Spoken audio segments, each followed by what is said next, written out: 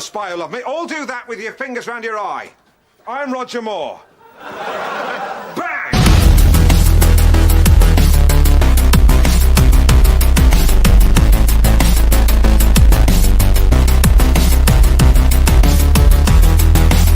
My name is Jeff.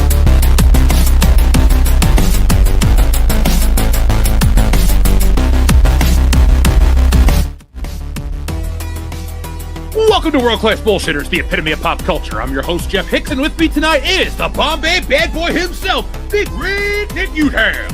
Yep. Glad to be here on a wonderful Thursday night with all of you people. We got a lot to talk about. This should be a fun night. And folks, we are joined by American Ramrod coach, Kendo Slice. What can I say? I'm here because I'd rather hang out with my friends and talk about stuff instead of going and being, Grow a mustache? Little coom saw, as The Rock would say. We get you. Yeah. We get it, and we don't understand it. But folks, we are here to troll our friend and have a full podcast tonight for your enjoyment. Tonight is episode 468 of World Class Bullshitters. Though if we were actually keeping track of specific episodes, this would be episode 976, because we've been around for that damn long. But tonight we have all sorts of fun topics to get into. And guess what? We won't be reviewing Wicked 2. Now, No. Oh, darn. I know a lot of people are going to be like, oh my God, what are you doing watching Wicked 2? I don't know how many times I could have made this one obvious. It's in the title card. I created our own special hashtag. I don't know. I mean, should I flash it on screen that we're not watching Wicked 2, but I want to troll Dion for going to watch Wicked 2 instead of being here live for the show? I feel like Dion thinks he's going to show up possibly and be like, yeah, so I just got back from Wicked 2 and let me tell you, it's like, dude, we don't care. We really nobody listening fucking cares. You're the only person in this entire audience that cares.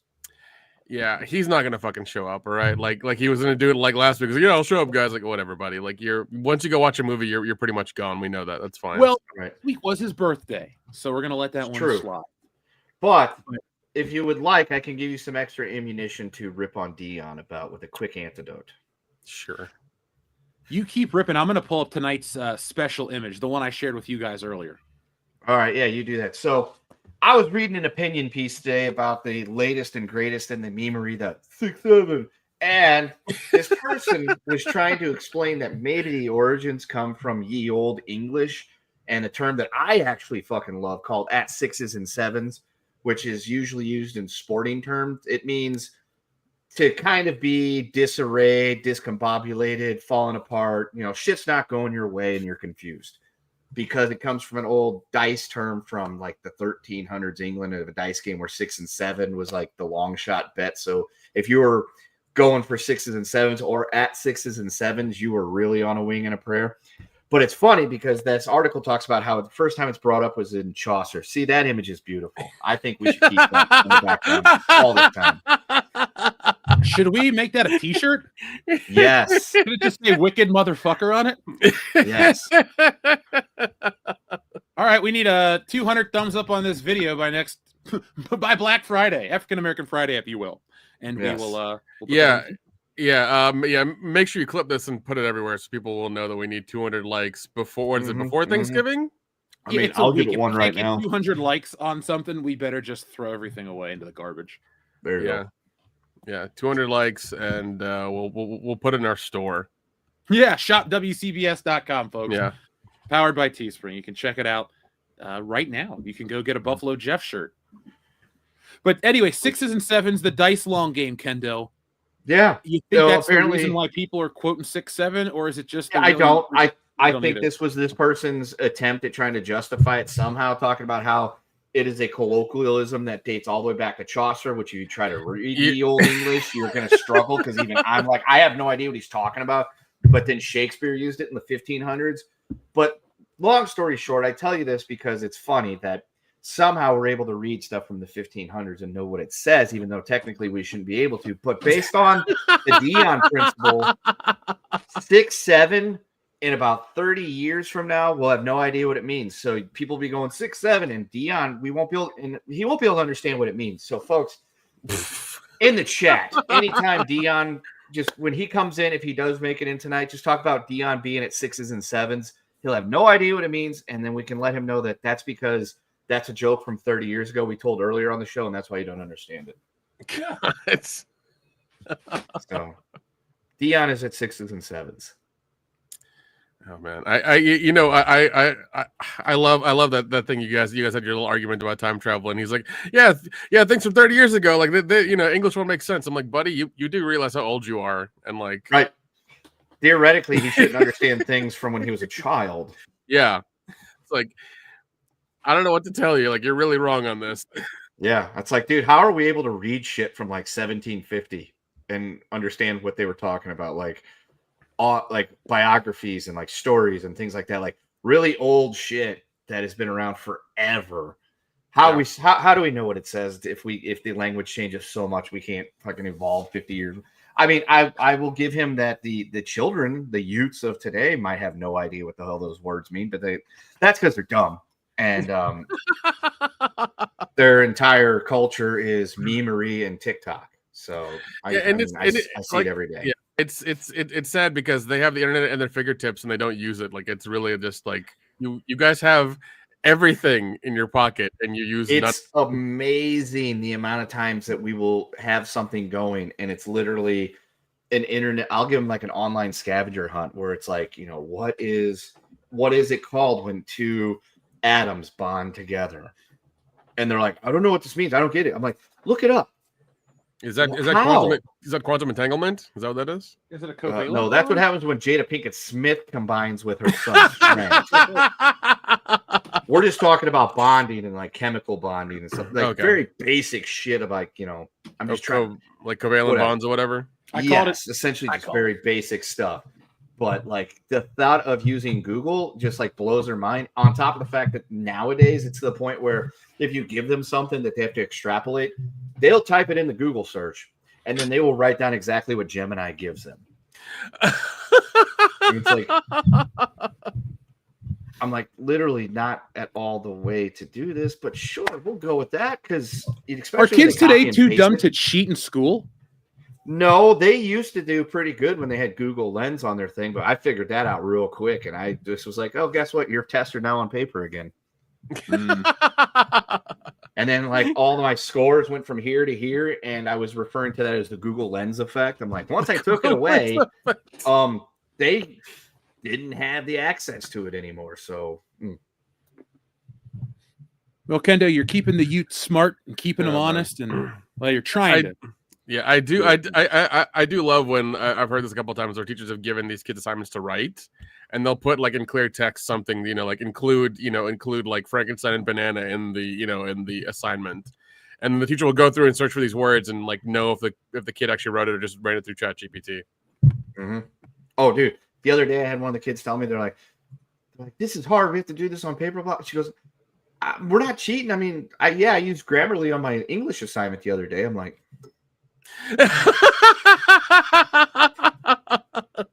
I'm like, thanks for letting me know. So I immediately sent a message to the English department. I'm like, guess what, guys? You need to run your submissions through the check thing because it's there. It's there. I did that last year. I had them do like a 3-paragraph. This is what it is. This is what it means. And here's my conclusion. And then I sat there and had it up on the big TV screen in my room. And I was just plugging and playing with everybody's things and hitting the scanner. I'm like, how many? Oh, look, 85% AI chat, 15% plagiarized. And then I was just clocking that T, as the kids would say. Right in front of them? Right in front of them. That would be so much fun. That would be so much fun. By the way, we're only on vertical if you're watching on your phone. StreamYard's changed. So yeah. But we have the word of the day, folks. We'll get to the Stargate in a minute. Let's hide that. So the word of the day is from Shrubbles08. It says, I'm on assignment in New Orleans. Ooh, tasty city. So I'll catch the stream later. Anyway, the word of the day is stuffing. Debbie does stuffing, or Debbie gets stuffed. Fistful of stuffing. Stuffing with a fist. Where the stuffing dares and inglorious stuffing. The stuffing of Pelham 123. Let's see. Goodwill stuffing. Throw stuffing from the train. There you go. Back of the 50-foot stuffing. Back to the stuffing. Harold and Kumar go to Stuffing Castle. It's an entirely different movie. Stuffing machine. Sisterhood of the Traveling Stuffing. The Divine Stuffing of the Yaya Sisterhood. That could be a double entendre. Yeah, I know. I would watch that. Enter the stuffing. Yeah. There we go. Deep stuffing.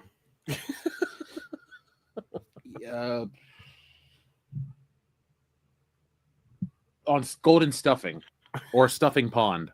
There we go. Stuff it in the rain. There you go. That just sounds like an aquatic porno. Stuffing of the lambs. Stuffing of the lambs. Hey, Wales. Somebody from Wales is checking in. Boss stuffing. God damn it. Every time. Some great stuffing. The French stuffing. That's a good one. Is it made with brioche? Probably. And just it's made by assholes. The longest stuffing. That's a good one. Let's see. We're talking about Bonnie Blue.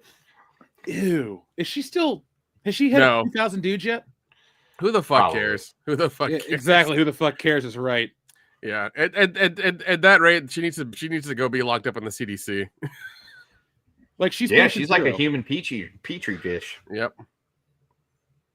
She's seen more semen than a submarine. Mm-hmm. There you go. Stuffing over the River Kwai.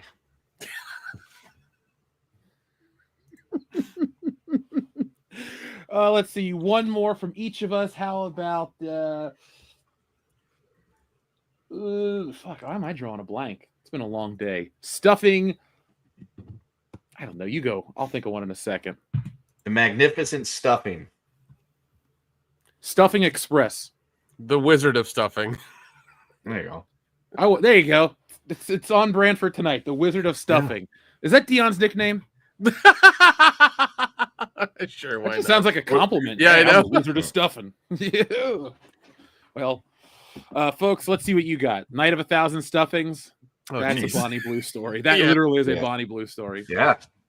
Stuffing man. Bonnie Blue, is that you?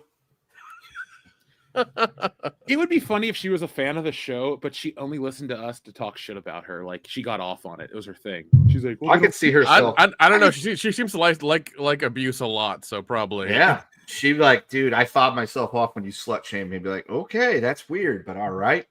I mean, we don't really shame you. We just wouldn't go near that hole with a 10-foot pole. Yeah, here's our Patreon link. Please donate. Yeah, if you want to become a $2,000 a month patron, we'll beat you with a 10.5-foot pole. There we go. Yeah, or we'll just let you spend the night with Dion. No, I wouldn't do that to Dion. No. He's got a happy marriage. He doesn't like to introduce any kind of. You're just gonna sit around watching musicals together. That's all it's gonna happen. Dude, Bonnie Blue is her. It'll be like in Species, you know how it like infects and kills and all that shit. That's her. Her downstairs mix-up. I think that was Species 2.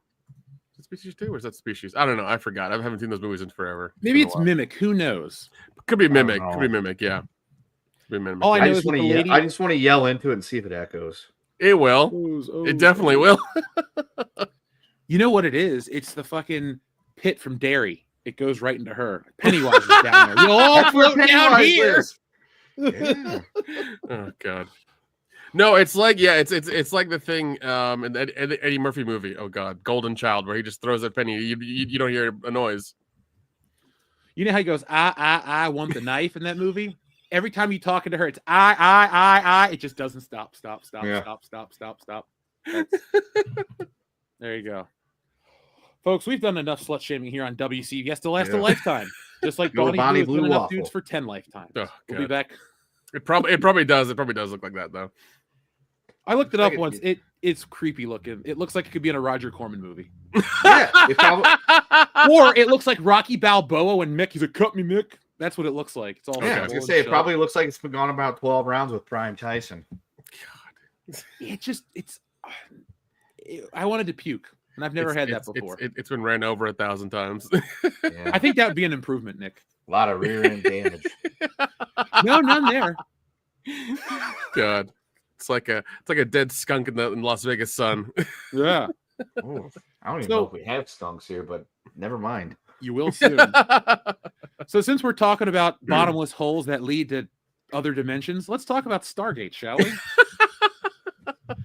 So, folks, in the title, we talk about sci-fi saviors. Now, this segment is actually going to be something that you'll want to hear because everybody has a lot of the same complaints when it comes to science fiction or streaming properties. But this was announced this afternoon, and I thought, well, this is promising. You might want to hear it too. Literally breaking news. Yeah, I would break something if I had here.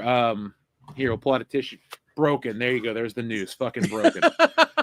So, Amazon MGM Studios ordered a new Prime Video Stargate series, created and showrun by veteran Martin Garrow, who wrote for SG-1, Atlantis, and Stargate Universe. It teams him with original producers for a story that respects 17 seasons of lore while welcoming newcomers. No plot or casting yet, but the announcement has fans buzzing with excitement and cautious hope after years of conventions and rewatches. So I think this is, at least from this little blurb, this little buzz, that they're learning from the mistakes that Disney Star Wars did. Because when you talk to a lot of fans, everyone goes, well, I like the EU and it's gone and I don't like this shit anymore. And a lot of people are angry. But the fact that this wants to keep the 17 seasons of a show going is so refreshing and different, because every time we hear about a new reboot or a remake or something, it's like back to formula, and nobody wants that shit. We want to, if we're going to watch more, we want to just see more, not something that undoes or redoes something. So what do you guys think about this? I know, Nick, you're a big Stargate guy. Oh, dude, huge fan. I've watched the movie. We actually did the commentary for it on our Patreon. Mm-hmm. I've watched the show several times through. I know it's like 10 seasons. I've watched Stargate Atlantis. I've only seen like the first season of Stargate Universe, which was like, it wasn't very good. They tried going high drama and doing the whole Battlestar thing during that sci-fi channel time. So they changed the format. It didn't look too good, and I was like not really there for it. It was more like interpersonal bitching than actually like going on missions. So I didn't really care for it. But SG-1, like, it still holds up. It's still a show I watch. I have it on several devices, so I can watch whenever I want to. So Is that the one with MacGyver?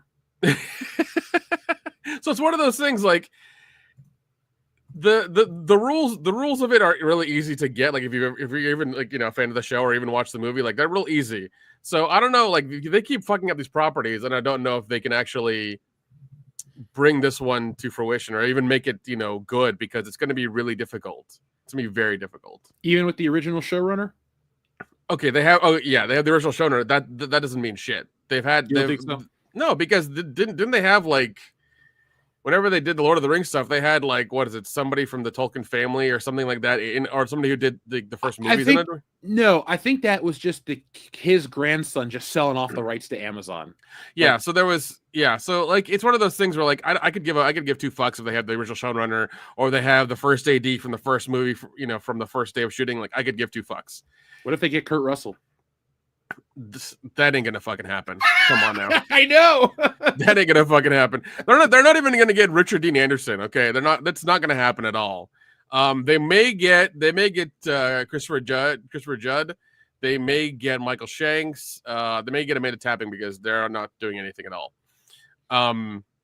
That's about as far as I would go. I know that General Hammond is dead. Like that guy died a long time ago, so they're not gonna get him.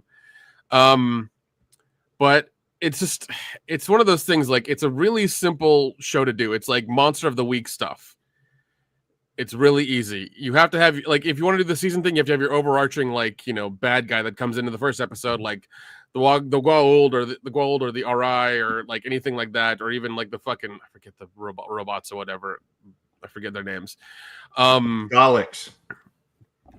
Exterminate. No, that's different. That's entirely different. Oh shit, that's a different show. Yeah, I do like that. So it's gonna be one of those things where it's like I'm a huge like I said I'm a huge fan. I love it. I hope they do good by it, but I don't think so because Amazon every time they do this stuff, they're like, oh, diversity, inclusion.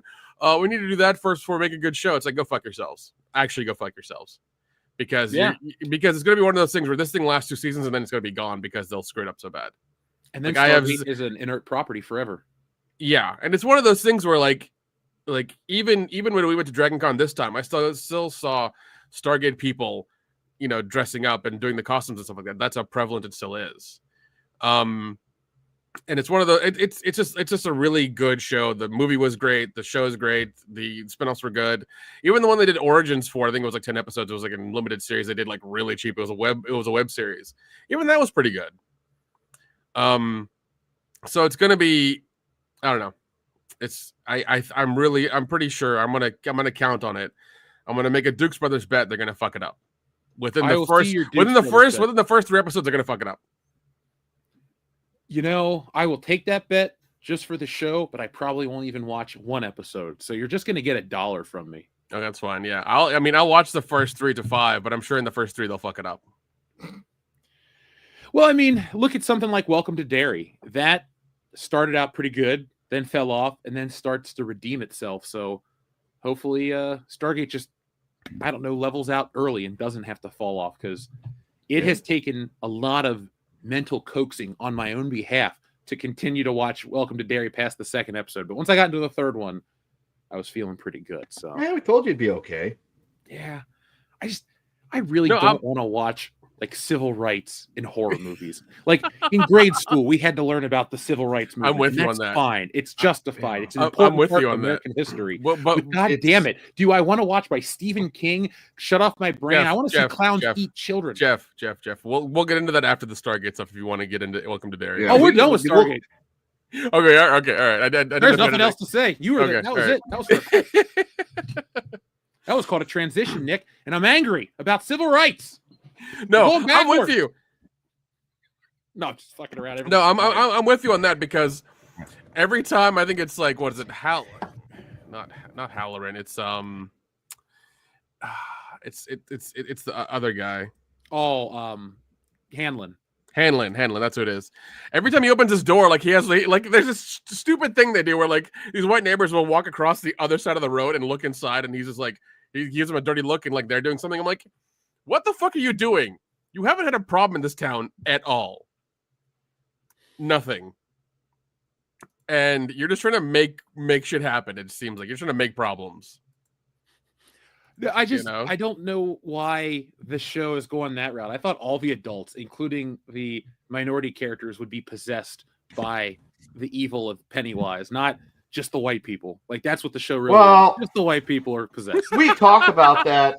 I think what was it after episode 2 with the whole they're using racism as Jackoff's gun. The only problem is they're not actually pulling it out because the times where it's teased, they back away from it. So it's like now they're trying to put, because like in episode 4, she I guess she was a freedom person from down south, and that's why she's taking up the cause of trying to get this guy out of jail and his due process and everything, which is fine. I get all that, but can she just talk about it for a few seconds while she's talking to, Major Hanlon, as opposed to, giving us an entire like 5-10 minute scene where she's meeting him in jail talking about it, I think that would be better because, as you said, we've all learned about civil rights. We're all on board with equality. We're not on board with having that crammed into our entertainment, or we would like to see an interdimensional alien dress up as a clown and terrorize children because that's what we've signed up for.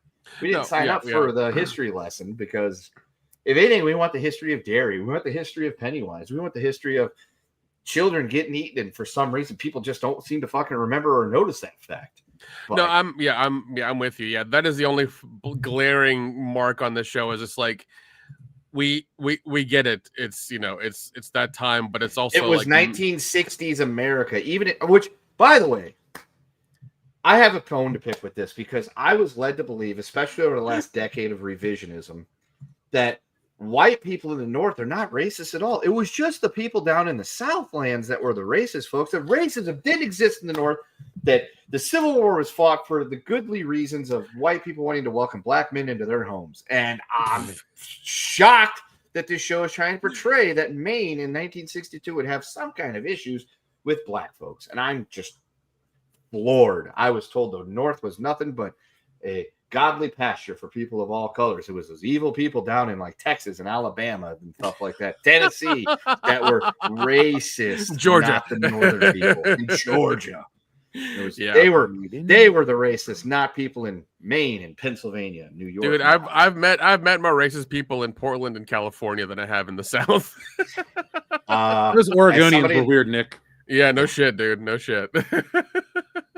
I have been all over this great country, and I can tell you that checks out. I've been in the South and seen black folk and white folk hanging out all the time. And then you go up north and you see a black guy there, and there's like, what's he doing here? It's like, you fight for the Union. Yeah. Well, I will say, though, when I went on spring break in college, we were going to Virginia, and we drove through the middle of nowhere. And my friend's like, you guys might want to stay in the car. This is one of those towns. And that was 2010. So I'm just saying, like, we have run into that in the South, but it's everywhere. The world is falling apart, guys. It's you go outside of your front door, and racism will slap you in the face like a newspaper because the paperweight hates you so much. Oh God, yeah, dude. It's jeez. By the way, shout out to Jim Sterling. Bridget Jones's Stuffing. I would watch that movie. Yeah, I'm pretty sure that's what that movie was supposed to be about, anyway. Yeah. Or trying to get stuffed. Bridget Jones stuffing part 18.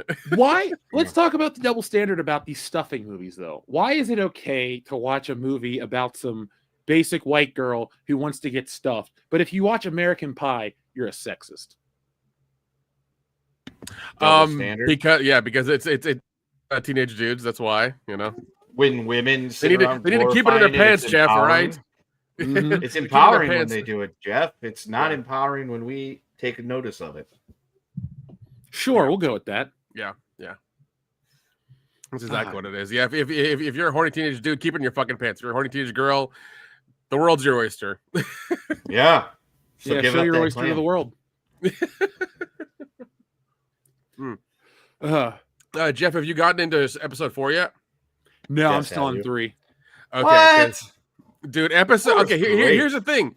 Here's what I'll say. Kendo, tell me if I'm right or wrong. But like 3 is good. 4 is better. You're wrong. He did it. You asked him. I did. He literally could have said 100 is more than 50. I'd be like, he's wrong. But no, 3 pulled me back in. 4 kept me there. I was worried that I was going to get completely, hucklebucked by the fact that 3 was so good. It dragged me back in. I'm like, all right, cool. I got the rope break. I ain't going to get tapped out. And then I was worried that 4 was going to drop that ball right back down because of the nonsense. But 4 picked up the baton and it kept running. And like I told Jeff, I was like, it's set up perfectly for the next 3 episodes to be fine before that last episode goes back into the mire of slogging of wrapping up everything we just got and setting up the next season that's supposed to be coming, since it's supposed to be a 3-season dealie. Yeah. But yeah, 4 was great. 4, it started going places, and I'm kind of interested to see what happens with old Pickle Girl, because of where she got left off at, and kind of sort of didn't feel bad for what happened to the one girl because she sort of had it coming by being a bit of a sneaky bitch and trying to sell out her friend. Oh yeah, Marge. Yep, Marge. Yeah, she's now known as Snail Trail Marge, and for obvious reasons. Obvious reasons. That's a weird. And I mean, I get why you say that, but that's also like really. That's also hilarious. Well, she left Yeah. a trail, She really was a snail. What do you want me to call her, Nick? Very true. Yeah. You're at a loss for words. That's true. I do. Dick Halloran's whole thing is his part is great because of what he does. We get the backstory onto why Pennywise. Oh yeah, we learn where Pennywise came from and why he's stuck in the derriere. Yep.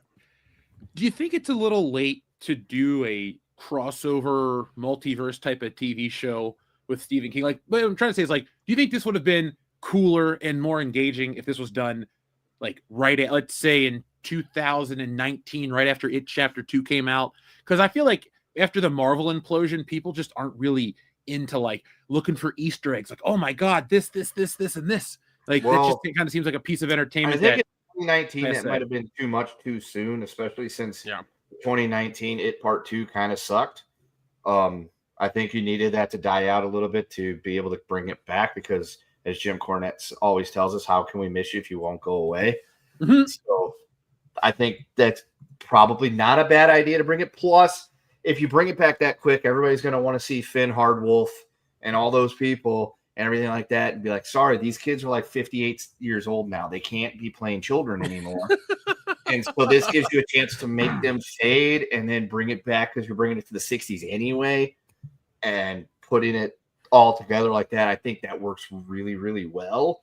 I'm just worried that they're going to paint themselves in because we know the story of Pennywise. We know the whole cycle of 27 years, this and this, and going dormant and all that shit. So it's not like the next season can pick up next year, like in 1963, because what is it going to be about? Pennywise is underground. He's going to be dormant. It's like, hey, it's 1963. Oh, Kennedy just got shot. I mean, that's not good TV, Jeff. So that won't work. So that's what I'm worried about. But they're giving us plenty of really good shit, especially with episode 4. Halloran, I think, is the best character of the show so far.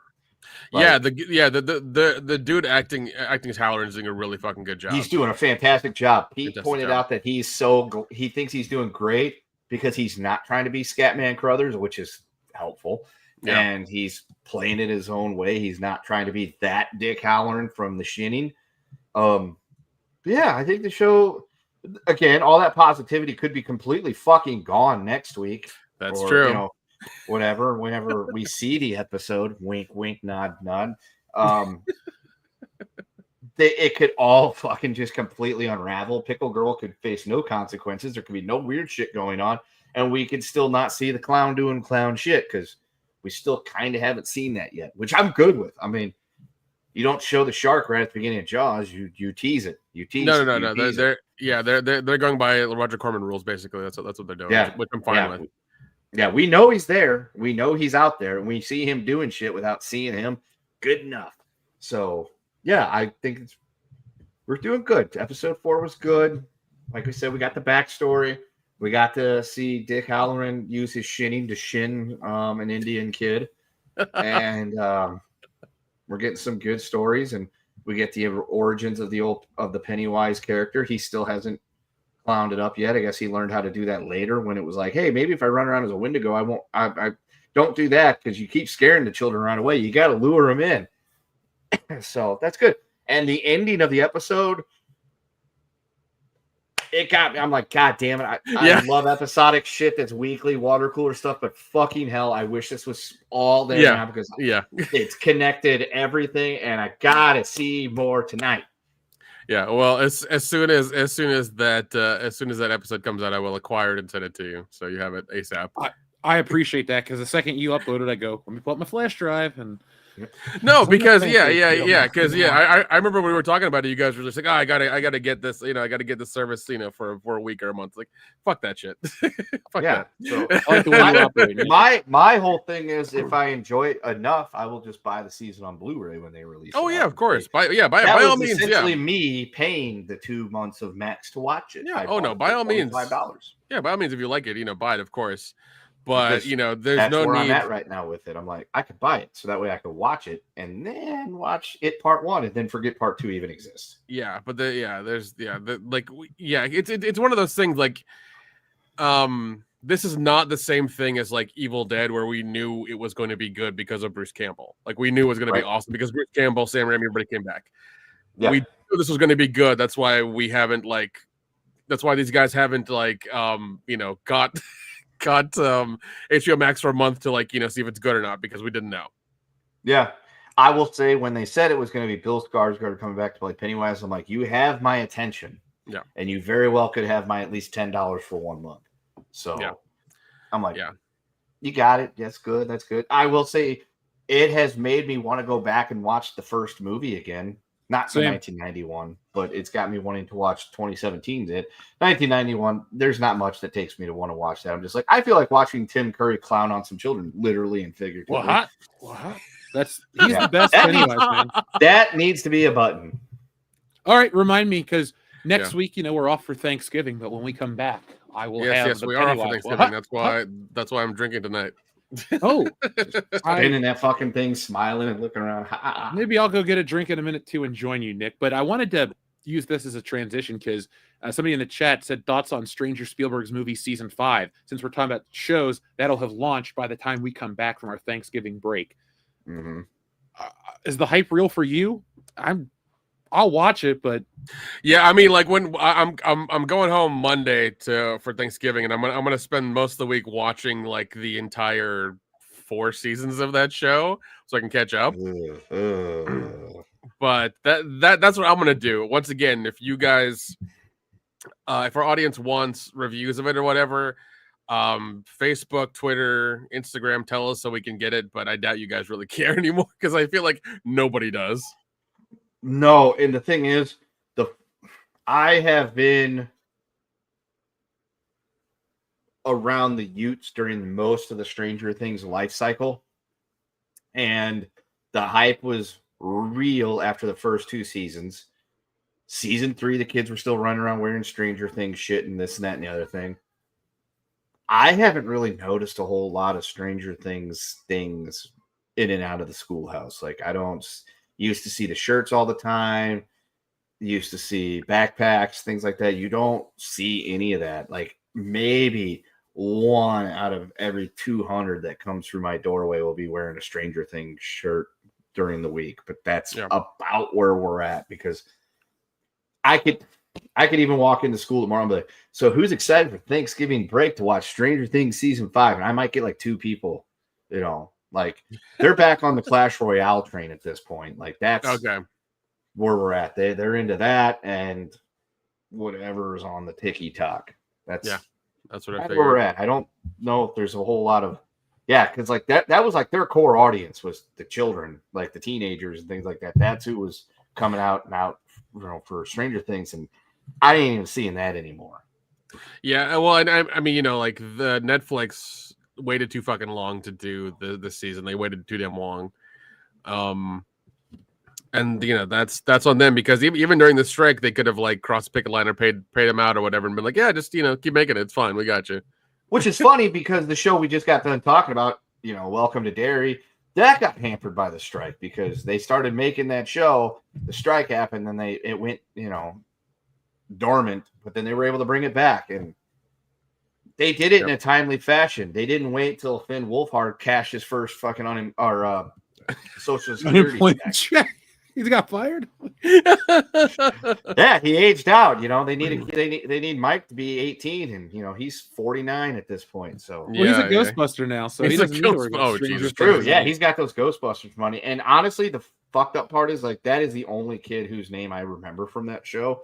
And I had seasons 1, 2, and 3 on the Ray Blues, and was like, yeah, I'm totally in this show, until I realized I'd been honey dicked by season 3 watching the Blu-ray, going, They built a fucking bunker under the wall. And no one notices. I'm sorry. I can only suspend disbelief. I can pretend that there is actually an alien pretending to be a fucking clown in Maine somewhere, eating children. I can live with that fact. But the thought of 1985 Indiana, the Soviets spending years building this giant underground bunker and nobody noticing, especially the government, who is operating intelligence stuff in that very town. And that's when they lost me. I'm like, I don't care about running up that fucking hill. I don't give a shit about the fucking fireside club or whatever the hell it's called and whatever that kid's got going on. I don't care anymore. Yeah, no, I'm with you. Like even now, like the only reason I'm watching it is to like finish off the story. That's really all I care about. Like I want to see how it ends. And I'm just going to wait until you guys either A, tell me, or B, because I have the Netflix. As soon as it comes out, just watching the final episode. Yeah, you're better off waiting till like I think the final episode comes out like New Year's Eve or some shit or New Year's Day. Oh, New Year's Evil. I like it. So then because I know that we get like one half now, one half at Christmas, and then the last episode happens like at New Year's. Well, I can already tell you that I will definitely be able to do that. I will watch my college footballs, and then when this house turns into fucking Saigon, Slick, I will excuse myself to the other room to pull up Netflix to watch the final episode of Stranger Things. Yeah. Just like junior high, dickhead. Yeah. Those kids used to be in junior high once 3 seasons ago. They were in junior high like 10 years ago. That's true. That first season was almost 10 years ago. Holy shit, was it? Yeah. Yeah, I think it was like kidding. 2016 when hang on. Oh my god. I think you're right. Stranger Things season 1 debuted on the 15th of July in the year of our Lord 2016. 5 seasons across 10 years. Oh god, Netflix, come on. And think of all the money spent on the new season. Dude, I could equate it for you because I had friends who were working on movies who constantly were getting like calls to like help them out, to be extras, to do things for cars, for costumes, for everything. They were getting calls and there were like constant updates on all these film groups people were sharing things on film groups being, hey, Stranger Things production needs these things. Like they kept needing like all kinds of shit. It was insane. And it's weird because like I want to say they ended 2024 Christmas. Yeah, 2024 Christmas is when they ended filming. It was like the 22nd of December of 2024, like right before Christmas. Like Millie Bobby Brown like does a whole speech like, you know, when she does the last scene when it's like the last shot. It's hilarious. I'm like, so we're gonna wait a year for this to get edited down and put together. Yeah. We've been waiting an entire year just because Waffle Girl had to talk. Great. Yeah, and it's one of those things. I think they spent. I want to say what I want to say it was like 50. Was it like $20 or $30 million an episode? Like it was a lot of fucking money. I'd believe that with all the CGI. Or maybe it was 50 or whatever. I don't fucking know. It was a lot of money though. The only thing I can give them though is that Stranger Things does look good. Like no, it does. It does. It's a cinematic show. Every element looks really good. Like when they go to the Upside Down, it looks better than Marvel, which used to be the gold standard for entertainment. Like I might be personally just tired of. Are we saying that Stranger Things is now the gold standard of entertainment when it comes to cinematic television? Welcome to Derry is up there. Actually, Welcome to Derry looks just as good as Stranger Things. I enjoy that fucking theme song way more than I should. The introduction, yeah. Because it's the introduction with this little girl singing about how beautiful she's going to be with her hair up and all this stuff. But the whole time you're seeing these fucking cartoons of 1950s Americana with all this horrible shit happening in the background. The spike going into the kid's face and they're smiling at her. I'm like, oh Jesus, this is horrific. Yeah, I love it. I love it all. It's the introduction. Like I wait for it because it's such a fun introduction. They do such a good job. Yeah, I never skip over the intro. I'm like, nope, I'm watching this because I want a ribbon in my hair too. That's Pennywise around. That's how I feel about the Stranger Things theme. I think that's the best TV theme song in decades. I listen to that all the time. I mean, I'm oddly interested in seeing this show. I thought the last season was kind of lame, and I'm invested in everybody except the kids that are the focal point. Like, I want to see what Hopper's up to, and Winona Ryder, and Dude, Steve Hopper's Harrington. Hopper's dying. Hopper's dying. I'm okay Yeah. with that. Hopper's He died. dying. Hopper's he should have died in season 3, but somehow he got beamed to a fucking gulag. Yeah, that was dumb. Again, I'm just like, it ends and then it shows. I'm like, fucking hell. All right, I powered through this season, even though I was pissed off the whole time that you somehow gloss over the fact that Soviets built a bunker under a mall in Indiana, only to have Hopper should fulfill his character arc here and take one for the team to save the kids, but he somehow has been sent magically to a gulag. Do you And think that was the last time I've only watched season 3 one time. I'm like, I cannot deal No, it's fine. It's with fine. this. is Murray it's gonna too die? much. You think? I think he should go. Murray will die too. Murray will die too, doing like some sort of technical thing. He's like, I gotta hold this button while like the electricity shoots through me, and like, go kids, go. Like that's what'll happen. He'll die that way. Steve will die too. That'll piss me off because Steve will die. Steve will Steve's die. the best character. Well, who was the guy in the last season? The fucking like rocker kid. Oh, Eddie, he was good. I bought his action. figure. He'll come back and be like a mimic for like, you know, fucking one the kid who really liked him. He'll be a mimic for that kid. It'll be Vecna like pretending to be him. That's what'll happen. I don't know, man. He was off making the Fantastic Four. Oh yeah, because that did really well. I mean, it may have been a shit movie that underperformed, but he was there. So No, he was. No, for sure. And like, I hope I see him in other things, not just like bullshit Marvel stuff that nobody cares about.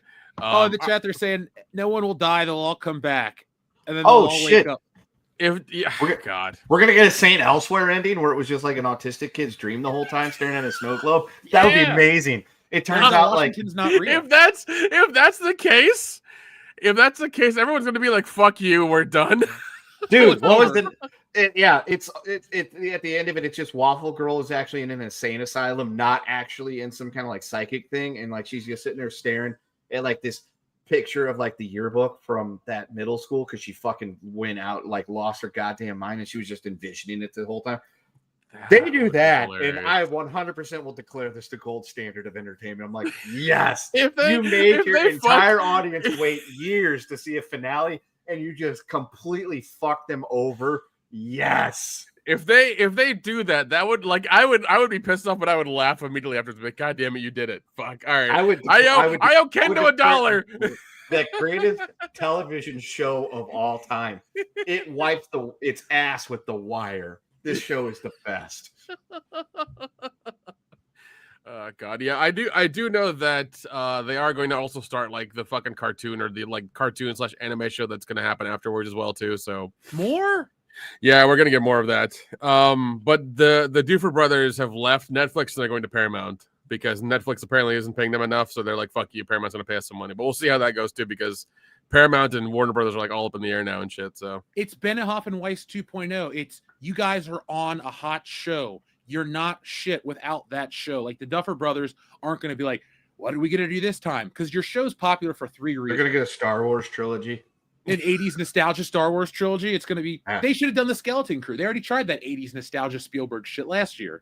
It didn't work. yeah, but I feel like the 80s nostalgia shit is like it sailed like 2 years ago, 2-3 years ago. Agreed. Like it's like yeah. Or I would say even like during the pandemic it died. Kind of thing. Like it really died during the pandemic. Yeah, because I would even take it a step further, Nick. I think 80s nostalgia had died a while before Stranger Things came out, but Stranger Things reinvigorated it and brought it back one last time because the 80s kind of never stopped. Because in the 90s, you're still having that 80s hangover. And then after the 90s ends, as soon as we get to the year 2000, everything's like, the 80s are cool again. And all this shit gets re-released. There's the show I Love the 80s. All these classic movies get re-released. Thundercats and He-Man's back out. Transformers and G.I. Joe. It just never stopped. Yeah. And then it did. And then Stranger Things brought it back. I think that's the last time because I don't think, you know what's sad? I don't even think it'll be referred to as 80s nostalgia anymore. It'll just be referred to as like Stranger Things shit. Like the next generation will just be like, oh, you know, like Stranger Things stuff. Like you mean the 1980s? Yeah. Yeah. And you're just going to like roll your eyes because they don't have a frame of reference. The fact that I can say that I lived through most of the 80s and all the 90s does get me a lot of street cred with the Utes. I had They think that's tell kinda us. cool. they're like tell us about the rabbits, George. Well, what really kicked it off is that they were joking about the year 26-7, and something to that. I'm like, that's like 42 years from now. You all, God willing, should somehow see 26-7. I will be like 84, so I may be there. I might not know that it's the year 2067, but I may be there. And that's what it just. Well, we already made a deal that if you start to go senile, I get to take you out. Okay, and I get to watch. And yeah, we already made that deal, Kendo. I would much rather just be walked into the woods and put down like fucking George. That's what you said. That's what you said. As opposed to, laying there shitting myself in a hospice. That's exactly what you said. Because if that happens, then you're like, hey man, just take me out. I'm like, gladly. Dude, I will even show you exactly where this should happen too. You can walk me into exactly a certain place in the woods that way, about 1,500 miles, and I'm just be like, look, you're home. I'm not going to drive you across the country. We're just going to tell you you're home and just do it in the parking lot. Yeah, exactly. Let's do the parking lot. Now that's unfair. All right, I'm going to. There'll be trees in the parking lot. You'll think you're at home. They're palm trees, and it's not because Nevada is not home. It is for you now, so just be quiet. It's fine. You'll eventually live there longer than you were ever in Camp Kendo. Changing my fucking living will. Yeah, if you put us in it, you'll live longer. Going to renege on that whole agreement I made. I will find somebody else that's more willing to do it on my terms. It could be Dion. He just won't show up. You'll shit yourself. He just won't show up. He'll be late. Yeah, you'll have just flatlined, and then Dion's like, "Hey man, I'm so sorry. I had to go Wicked Part 5. Wicked Part 5 came out. No. The second remake of the second part of Wicked came out. He had to go watch it. Yeah. He's going home to watch fucking West Side Story again. Like they've remade it since. Oh my god. You should ask Pete. The chat's like, is Pete and Kendo's plan? Maybe Pete can take care of you, Kendo. Pete's older than me though, but I think he would be willing to do it the way I want him to. Just two old dudes trying to find like. It's like the bucket list. Yeah. So it's like I'm pretty sure this is where Camp Kendo used to be. It's like grumpier old men. Gotcha. Turns out we're driving around in Oklahoma. There you go. Better than Oakland. That's true. Now, I was looking at the chat. They're talking about how early 2000s nostalgia is coming back. Evanescence revivals, new metal. Oh, fuck. Jesus Christ. I don't want to live through 2000s revivals. It was fine when we lived through it, but like that weird post 9/11 window where it's like entertainment was kind of shit. And then everything had to be sanitized for like 18 months, and then everything stopped fine. Being cool for like a year and a half, and then suddenly everything was cool again. It's like, hey, we're allowed to make jokes. Yeah, I don't know. All right, Dion, you suffered. We're not really here to poke fun at you, but we are. You're alive. Was it? Yeah. Nobody wants to hear all that bullshit. Listen, let's just get it out of the way, okay? I got a wife and a twin sister. He playing cool. The three of them are playing cool, but like they be calling them out. If one of these two chicks were to jump out here, they'd be like, "Oh my god, guys, good to see you." So these three chumps is lying to you, America. That being said, I went and saw Wicked for good, and then doing willingly, and we know you were excited. Ain't nobody ask you. Steadily. And nobody asked for a review of the second Wicked movie either. All I'm saying is, I went and saw Wicked for good. The ladies loved it. My black ass was there. I got a text from you about how upset you were. It was extra. It was extra, but it wasn't that bad. Really, a musical was extra? You don't say. Listen, theater kids are a real thing. Being married to two of them, dude? Oh my god! I've been watching. What is it? Stacey Rico and Ariana Grande do fucking like red carpet shit. It's the most theater kid bullshit I've seen in my life. Like I get it. You two, the movie's over with, and you're doing press. Like calm the fuck down. Did Willem Dafoe do a good job as the Green Witch? He does. He does. Just checking. And Jeff Goldblum is charming as hell, and he's all dancing around and doing his jazz hands thing. And I'm like, man, tell me about the mathematical probability of life and not Helen Hunt's naked body. Whatever, man. That's cool. That's entertaining. And it's very dramatic.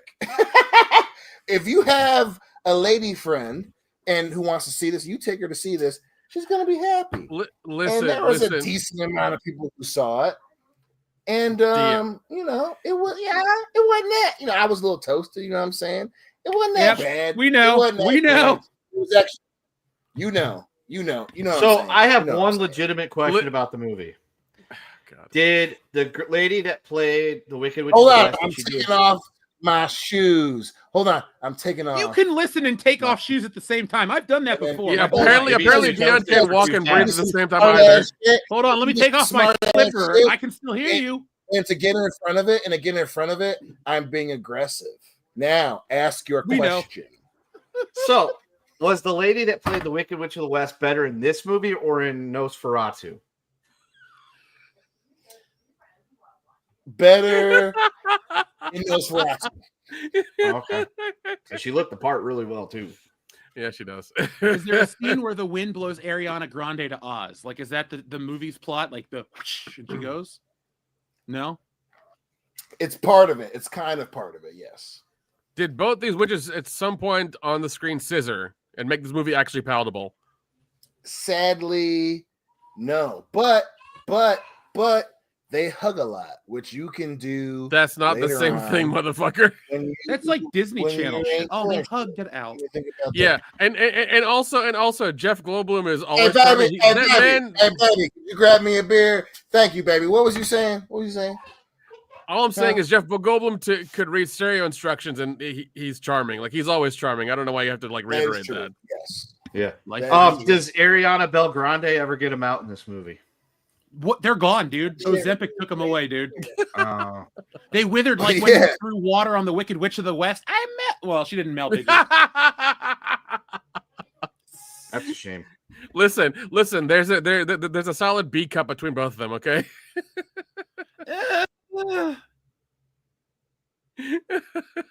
like how Dion's muted, and it's like, but we. Hold on, I had to put one of them. Listen, that's the other the downside of Wicked for Good is if you take your if you take a couple of them, they get extra. You know, so she's trying. She's being just buy them ice cream and have a nice time. I agree. Listen. I agree. Order some Ben and Jerry's and put on Friends. They'll be quiet. I swear.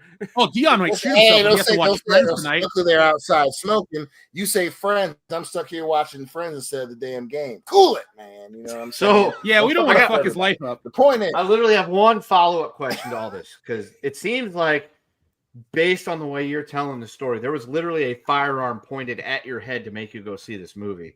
But last time I checked, no, your wife and your sister are adult women, correct? That could theoretically go see the movie on their own, and you wouldn't have had to, right? Or was the firearm like really big caliber? It was a cannon, like literal cannon from Civil War era, pointed at his balls. It was enough of a caliber that would hurt. That being said, it wasn't that bad. You know, you have a couple of drinks beforehand, you hit the freaking pen a little bit beforehand. You know, it's kind of annoying that they're all crying next to you, like for 70% of the movie. That's a little extra. You know what I'm saying? Oh, buddy, wait, hold on. Women crying during a musical? You're fucking kidding me. You know? Hey, at least listen, you can take a Sound of girlfriend to go Music see is the one of my Lovely favorite Bones. movies. I can dwell. I love Sound of Music. No, Sound of Music is good, but I'm just saying, like, this was a stage play to begin with, and then it became a movie because it was so popular. Like, and it was into two parts. Like, what did you expect to happen in part two? Whatever they said was going to happen in part one. Like, it's not like rocket surgery. We know what's going on. Well, better than The Crow, they want to know.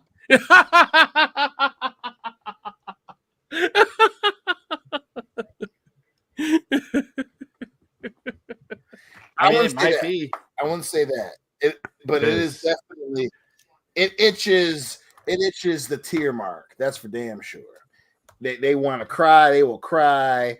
And you know, the two chicks in the movie are weird and they're weird in the movie. So, you know, at least that part's legit. If they wanted to cry, they could have watched My Girl. Like, what the fuck? It's true.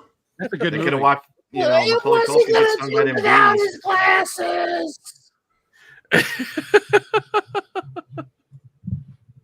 Dean H 164 rocket surgery. It's like rockets. What is it? Rocket science and brain surgery. Rocket surgery. Yeah, sometimes the rocket gets like a torn ACL and you got to fix it. Yeah, sometimes you got to fix a rocket. Rocket surgery. Okay, happens. Yeah. Is that what happened Like- to Rocket Raccoon? You just put him out the pasture? Pretty much.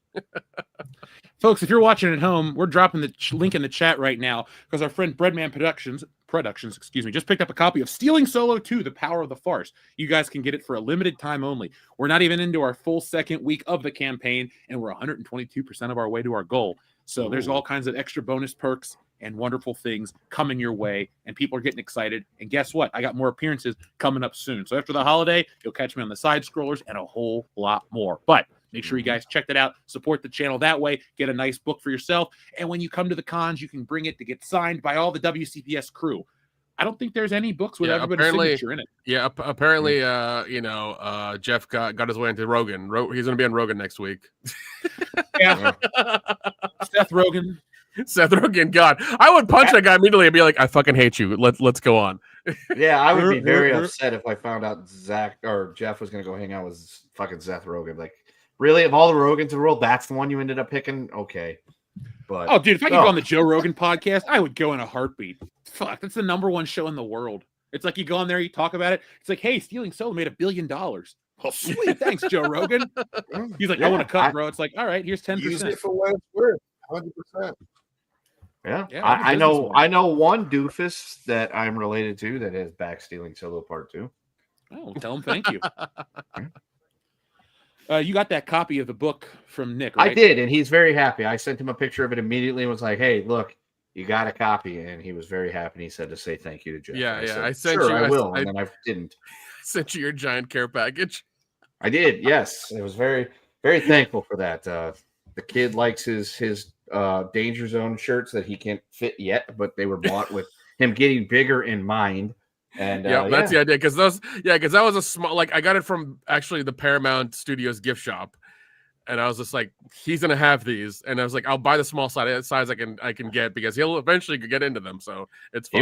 He will. It's fine. He same thing with his Bucky shirt. It's an extra small, because it still fits him like kind of like a big shirt, and I'm like, he'll have it for a while. Yeah, but no, I was hell bent on like getting him some Top Gun stuff from Paramount Studios. Like that was my goal, and I'm like, I'm glad I did it. Be like, your father loves that movie. He doesn't even have anything like that. Yeah, I also sent you the Steelbook Tombstone in 4K. Yeah, it is right here. Yep. Yeah, I was very happy to see that. I'm like, sweet. Now I own this movie on every format that it's came out in, unless it came out on Laserdisc, in which case I don't have the Tombstone Laserdisc. But I've got the videotape, I've got the Blu-ray, I've got the 4K, and now I've got the Steely book. I have that Steelbook too. It's wonderful. All right, so guys, we've trolled Dion enough, I think. Dion, are you ready to proceed with a normal show? I was born ready, motherfucker. All right, so is Mr. Cleo ready to be summoned, or do you need a few more minutes to like come down and decompress? Yeah, off that wicked high. Or get big. Listen, let's go. The champion is here. Let's go right now. Hit me, baby. What you got? Call me now. All right, let's call up our psychic extraordinaire, Mr. Cleo, because we have a special question from our pal. I think it was Overkill. TLJ Screwjob. YouTube has changed everybody's names. Mr. Cleo, which does Dion secretly like more? Wicked for Good or Terminator Dark Fate? With that question, you calling to one deal, then Mr. Cleo, you called me now. With that question, you a Libra, aren't you, darling? Oh, bomba blah. Oh, which one does he like more? Dark Fate, Terminator, the one that let us all down. Tim Miller, he dropped the ball, bomba blah, bonga, but wicked for good. Wicked for good. That one's pretty good. Either way, when we say what the Dion like, what do we go to? We go to the kids. Why? Because the kids don't lie. And the kids say where he go. Oh, it's wicked for good. He go down the Ivory Road. And the Ivory Road lead to the land of the second cad. Bogwan. And they land to the land of milk and honey. That's where he go. The Ivory Road for wicked for good. Land of milk and honey. Call me now, Bomba Clyde. I'm in a mercy. These have been the wise words of Mr. Cleo. And we're back. Yeah, I'm glad that Mr. Cleo is here, Psychic Extraordinaire. It's what makes our show different and better than the rest. We have our own Psychic Extraordinaire, and he knows that 2025 has been a crazy year. We've seen a lot of strange shit happen, but over the last week, guys, as soon as Kendo gets back, we'll jump into this topic because this is something I just wanted to ask your thoughts on. We talk about historic moments in history, and it sucks to live through them. We might have lived through one the other day, but we'll talk about that in just a moment. Let me check in with our chat here, our wonderful chat. Let's see. Dark Fate is not as bad as people think. Now, Birdie, No, it's worse. We watched it on the channel. If you'd like to hear our live thoughts, you can watch it along with us over on Patreon. Or no, wait, we did that here on the channel. That's in the archives. Yeah, we did. It's in the archives. Yeah, it's in the archives. Yeah, if you're a patron, you can watch the film. If you just want to listen to our commentary on it, that's here on the channel. Go to WCBS, make sure you're subscribed, and type in Terminator Dark Fate, and you can find that and a whole lot more in terms of terrible, terrible commentaries like Ghostbusters, Star Wars, Samurai Cop, but that's a good time had by all. So, Kendo, I was waiting until you get back, but over the week, we had a historic moment. We had the dreaded E-Files. They voted on it in the Congress. Holy shit. Yeah, it's passed. We're just waiting to get released. What did you guys think? And do you think anything's actually going to come of it? Or are you like me and think, well, we're here, but that's the end of it, and we'll never know more? Yes, all of that. Okay, cool. All right, so here's the thing. I love how this has become like the political volleyball that it was, for the end of the previous administration. It was like, oh, get those out there. We want to see. And then the current administration ran on a promise of, we're going to put that shit out there, on front page. We're going to clock that T, as the youths would say. And then they had the big old press conference, and they were carrying around the binders for photo ops about all that stuff. And then nothing happened. It went away. Apparently turned into a hoax. Who knows? Which then begs the question of, what's that lady in jail for then? Because she clearly wasn't doing anything illegal with anybody to anybody. If it doesn't exist, it's not da. And then they came around and said, hey, we're going to go ahead and vote for this thing. We're going to pass it. And current, administration says, we're going to sign it. We're going to put it all out there. My whole thing is this. If there was anything that was like super damning on it about anybody currently in charge right now, that shit would have came out over the previous administration, since they had all the authority to be able to do that. Do I think that we're going to get a lot of pages that look like somebody went crazy with the Sharpie over a bunch of words? Yes, I do. There's going to be essentially these files are going to be dominated so hard by Redacted that they'll make Vacant look like a crappy champion that they are in the world of wrestling, because Vacant is a very prominent champion in the world of wrestling. And we're going to be sitting here. We're going to be sitting here at the end of the day going, well, we already knew that. We already kind of knew that. That's kind of new. And the only people that will get mud slung at them in a direction that would hurt would either be people that are currently deceased, and probably will continue to be so, because if you're already currently deceased, that's kind of how it goes. And or people that have already been shamed into oblivion, like Andrew Montbaden Windsor, whatever the fuck he's calling themselves these days. So unless they've already been tarred and feathered or they're currently dead, I don't think we're not going to get any names named of any substance. That's my whole take on it, because I don't think anything's going to come of it, because with the way our political scene is, anybody that could have been taken down with this to prevent them from being elected to any office, that would have happened already. So I don't expect us tomorrow morning to wake up and learn anything new. And it's just going to be a bunch of markered lines and things like that. And it's going to make the JFK assassination look all the more crystal clear about how it probably happened. Yep. Yeah. By comparison. Yeah, that's what I've heard as well too. It's like, yeah, the law, the law went through, and I think Trump signed it like, in the middle of the night, like as soon as it came across his desk, it's signed and everything. But then there's like some clause in there saying like they have to go through the files first, and then like figure out what is like classified and not being. Well, it is still an ongoing investigation. That's why There you go. Changed it. Yeah, that's what it is. It's ongoing, and it's like there's a lot of classified material in there, so anything classified has to be redacted, and like anything could be classified. We learned this through like Hillary's emails, where like even when she sent people recipes, that was classified because it was in her emails.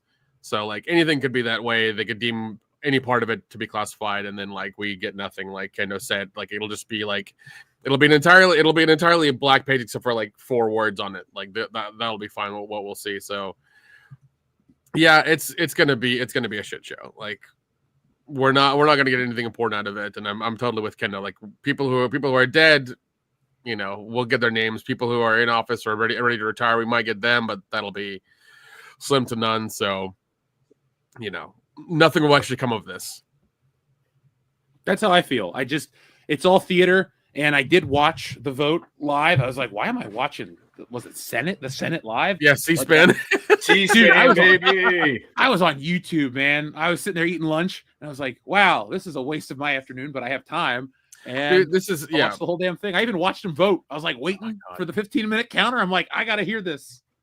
Yeah, well, this is what the government does as well too. I mean, even it happened during Vietnam with Agent Orange. Like they knowingly sprayed that toxic shit across everybody, and even soldiers got affected by it, and like family member of mine died from it. Jesus Christ, that's terrible. Billy Ray Valentine killed one of your family members. That's awful. Yeah, he was a karate man. He was bleeding on the inside, but he was hitting ding dang and being bomb. I mean, he was all over the place over there. Van Damme and Jackie Chan were there too. Oh God, yeah, but yeah, I mean, even with that, like the government's never admitted that they did something wrong.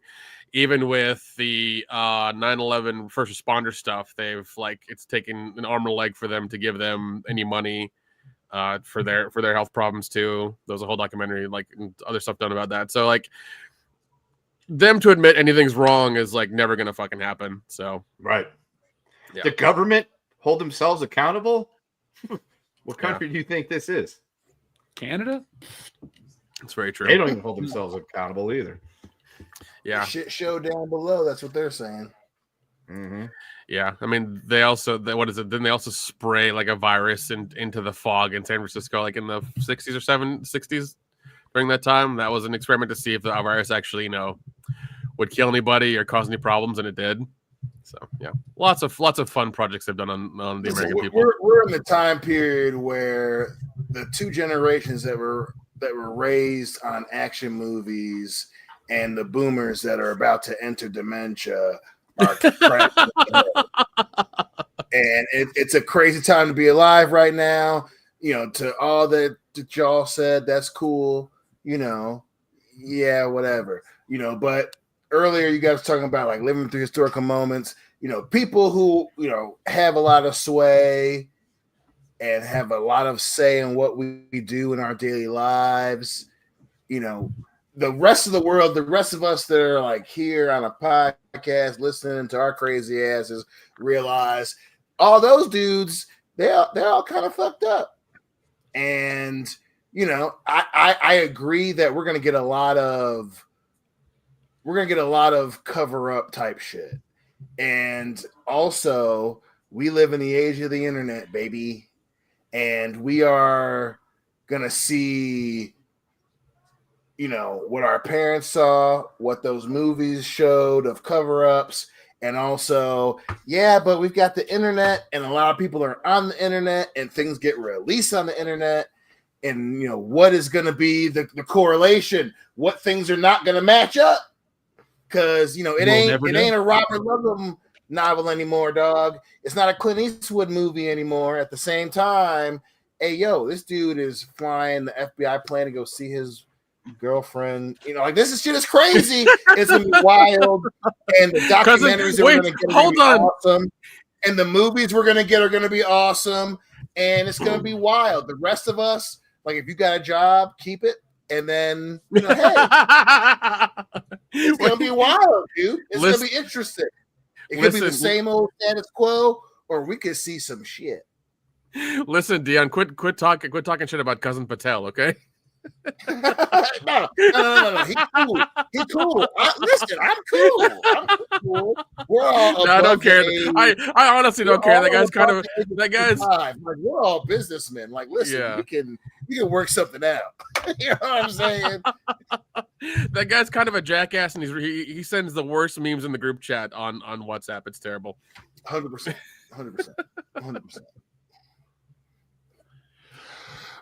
Well, I just wanted to ask you guys that because that was something that was across the desk, and I was like, all right, well, I wonder what the guys are thinking of because I haven't really talked to you guys much this week. I've been busy with the book.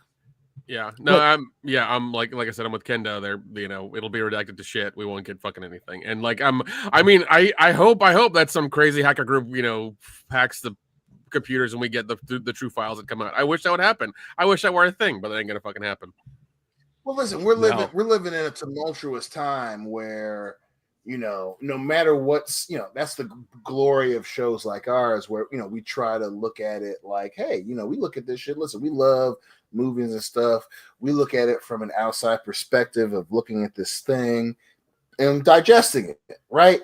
And, if you just take a step back, like, hey, yo, that is a possibility. At the same time, you got different players going against one another, trying to play. We love movies and things like Star Wars. Like this shit plays into, the people with money and media and what they think is supposed to be good.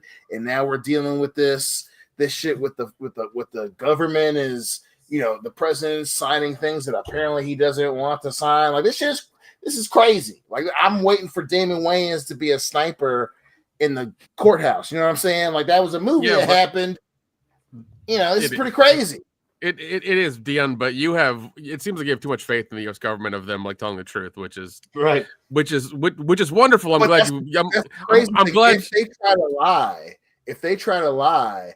Try to lie. Yeah, I mean, I thought that we finally got off the trust the government train during Vietnam.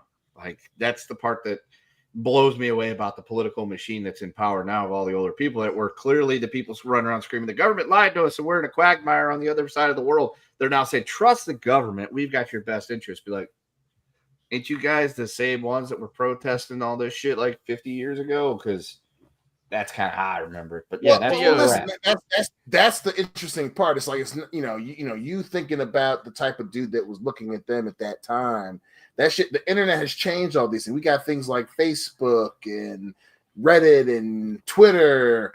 And social media means the government's time where our parents are living with, they said TV was going to rot your mind.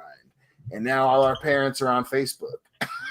You know what I'm saying? I hate that. And at the same time, now all this, they're releasing, the president's going to, this shit is crazy. And it's just, you got to just like sit back. Yeah, but also, like, once again, it seems like you have a little bit too much faith in the government policing themselves, and it's kind of terrifying, right? Because that's never worked out. And no, I'll give you an example. MK Ultra. The only reason we know about that is because a journalist broke that, and as soon as they broke it, people at the government were burning papers so this way they couldn't figure out what else was going on with MK Ultra. Like, apparently it was really terrible, horrible human experiments, like really terrible shit. Like even the Montauk experiments are somewhat real. Like, and that was experiments on kids. Like, there's been a ton of shit that they just haven't told us, and they've only told us like redacted versions of, and that's from like 50, 60 years ago that we still don't know about fully. So the fact that you think that like there's going to be a leak on Reddit or something like that for this stuff is like, I mean, once again, I wish I lived in that world, but that ain't gonna. Yeah, but how do you even know what the fuck you just talked to me about? Like, did you dream that up? Because he said it now and not in 1995. In your things got leaked and things talked about listen, things got leaked and people talked about stuff. Like, you don't know about that because it was released through the New York Times, motherfucker. You know about it because a dude who talked to another dude who released a story, and like, that happens. I'm not saying it's the government. I'm not saying that it's going to be the government itself that does that. I'm not saying that at all. I'm simply saying that living in a tumultuous time, the things that got leaked from the end of the 20th century, that was without the internet. We know about Operation Paperclip because someone who knew someone in the FBI talked about, oh man, CIA was moving German dudes around in the US because they wanted to know about rockets. That didn't come out because of shit. I'm just saying the things are going to leak out as a result of the power structure being shaken a little bit is going to be very interesting. Well, there are Werner von Braun was our leading rocket scientist. Kind of was hard to hide where he came from at that point. And that was like 60 years ago. You can't be like, this is the guy that designed the Apollo rockets to get us to the moon. His name's Werner von Braun. Don't look at where he came from. That was kind of hard to hide in the background, even in 1968. But those things were that were that a lot of people had changed names. We know that because of shit that got leaked out. And this is going to be wild. Yeah, no, there are whistleblowers, but there are also modern whistleblowers that happened during like the Boeing stuff last year. There were like 4 or 5 that all mysteriously died from Boeing. True. Boeing, a plane company, not even the government, a plane company. That's true. All right, that probably worked for the government during the fucking World War II and on. They're probably part of like a bunch of shit. I ain't saying there aren't going to be Julia Roberts starring movies based on that part of it. I'm just saying, hey, about that wasn't because even then that was because of the internet. People who drop off things and have drop boxes and shit and get leaked to a reporter. That shit happens. On top of the fact that we live in a world where, hey, motherfuckers that have podcasts now are in the head of the FBI. Shit's crazy. You know what I'm saying? Things get leaked. I am not the head of the FBI. No, but 877 Cash now is. Now with that attitude, you say some more wild stuff. Next thing you could be the head of the Department of looking for motherfuckers. Department of Motor Vehicles. I'll take that job. It's an easy job. Jeff runs his local Department of Motor Vehicles. Perfect. But like the level. Also, you're not taking into account the level at which they track us. I mean, there are 80,000 flock cameras just in the U.S. that'll track exactly where you're going and have a file on you to where you've been throughout the week and keep all that shit in storage for 30 days. Like, there's just I can look on this thing and see what I did 20 or 15 years or so ago on my Google timeline. Yeah, I hate that feature so much. Yeah, I actually kind of like it. It helps me remember some of the shit that I've done. Yeah, and it's one of those things where like I would once again things off the internet, getting documents and secret things like that. Like as soon as you like click on a certain thing and you're in a certain area, you're gonna get blown the fuck up or taken the fuck out. It's just gonna goddamn happen. Oh, we're bringing back pagers. Yeah, that's fucked up, Kendo. But I know where you're going with that. Yeah, no, I mean, there's I mean, like, well, what is it? Even what is it like? In the 70s, the CIA revealed they had a heart attack gun, which is wild, but it's a real thing. They were working on one. No, it's real. Not that they work on one, it's real. They've used it. I seen it. Yeah. They were in front of Congress with the actual device.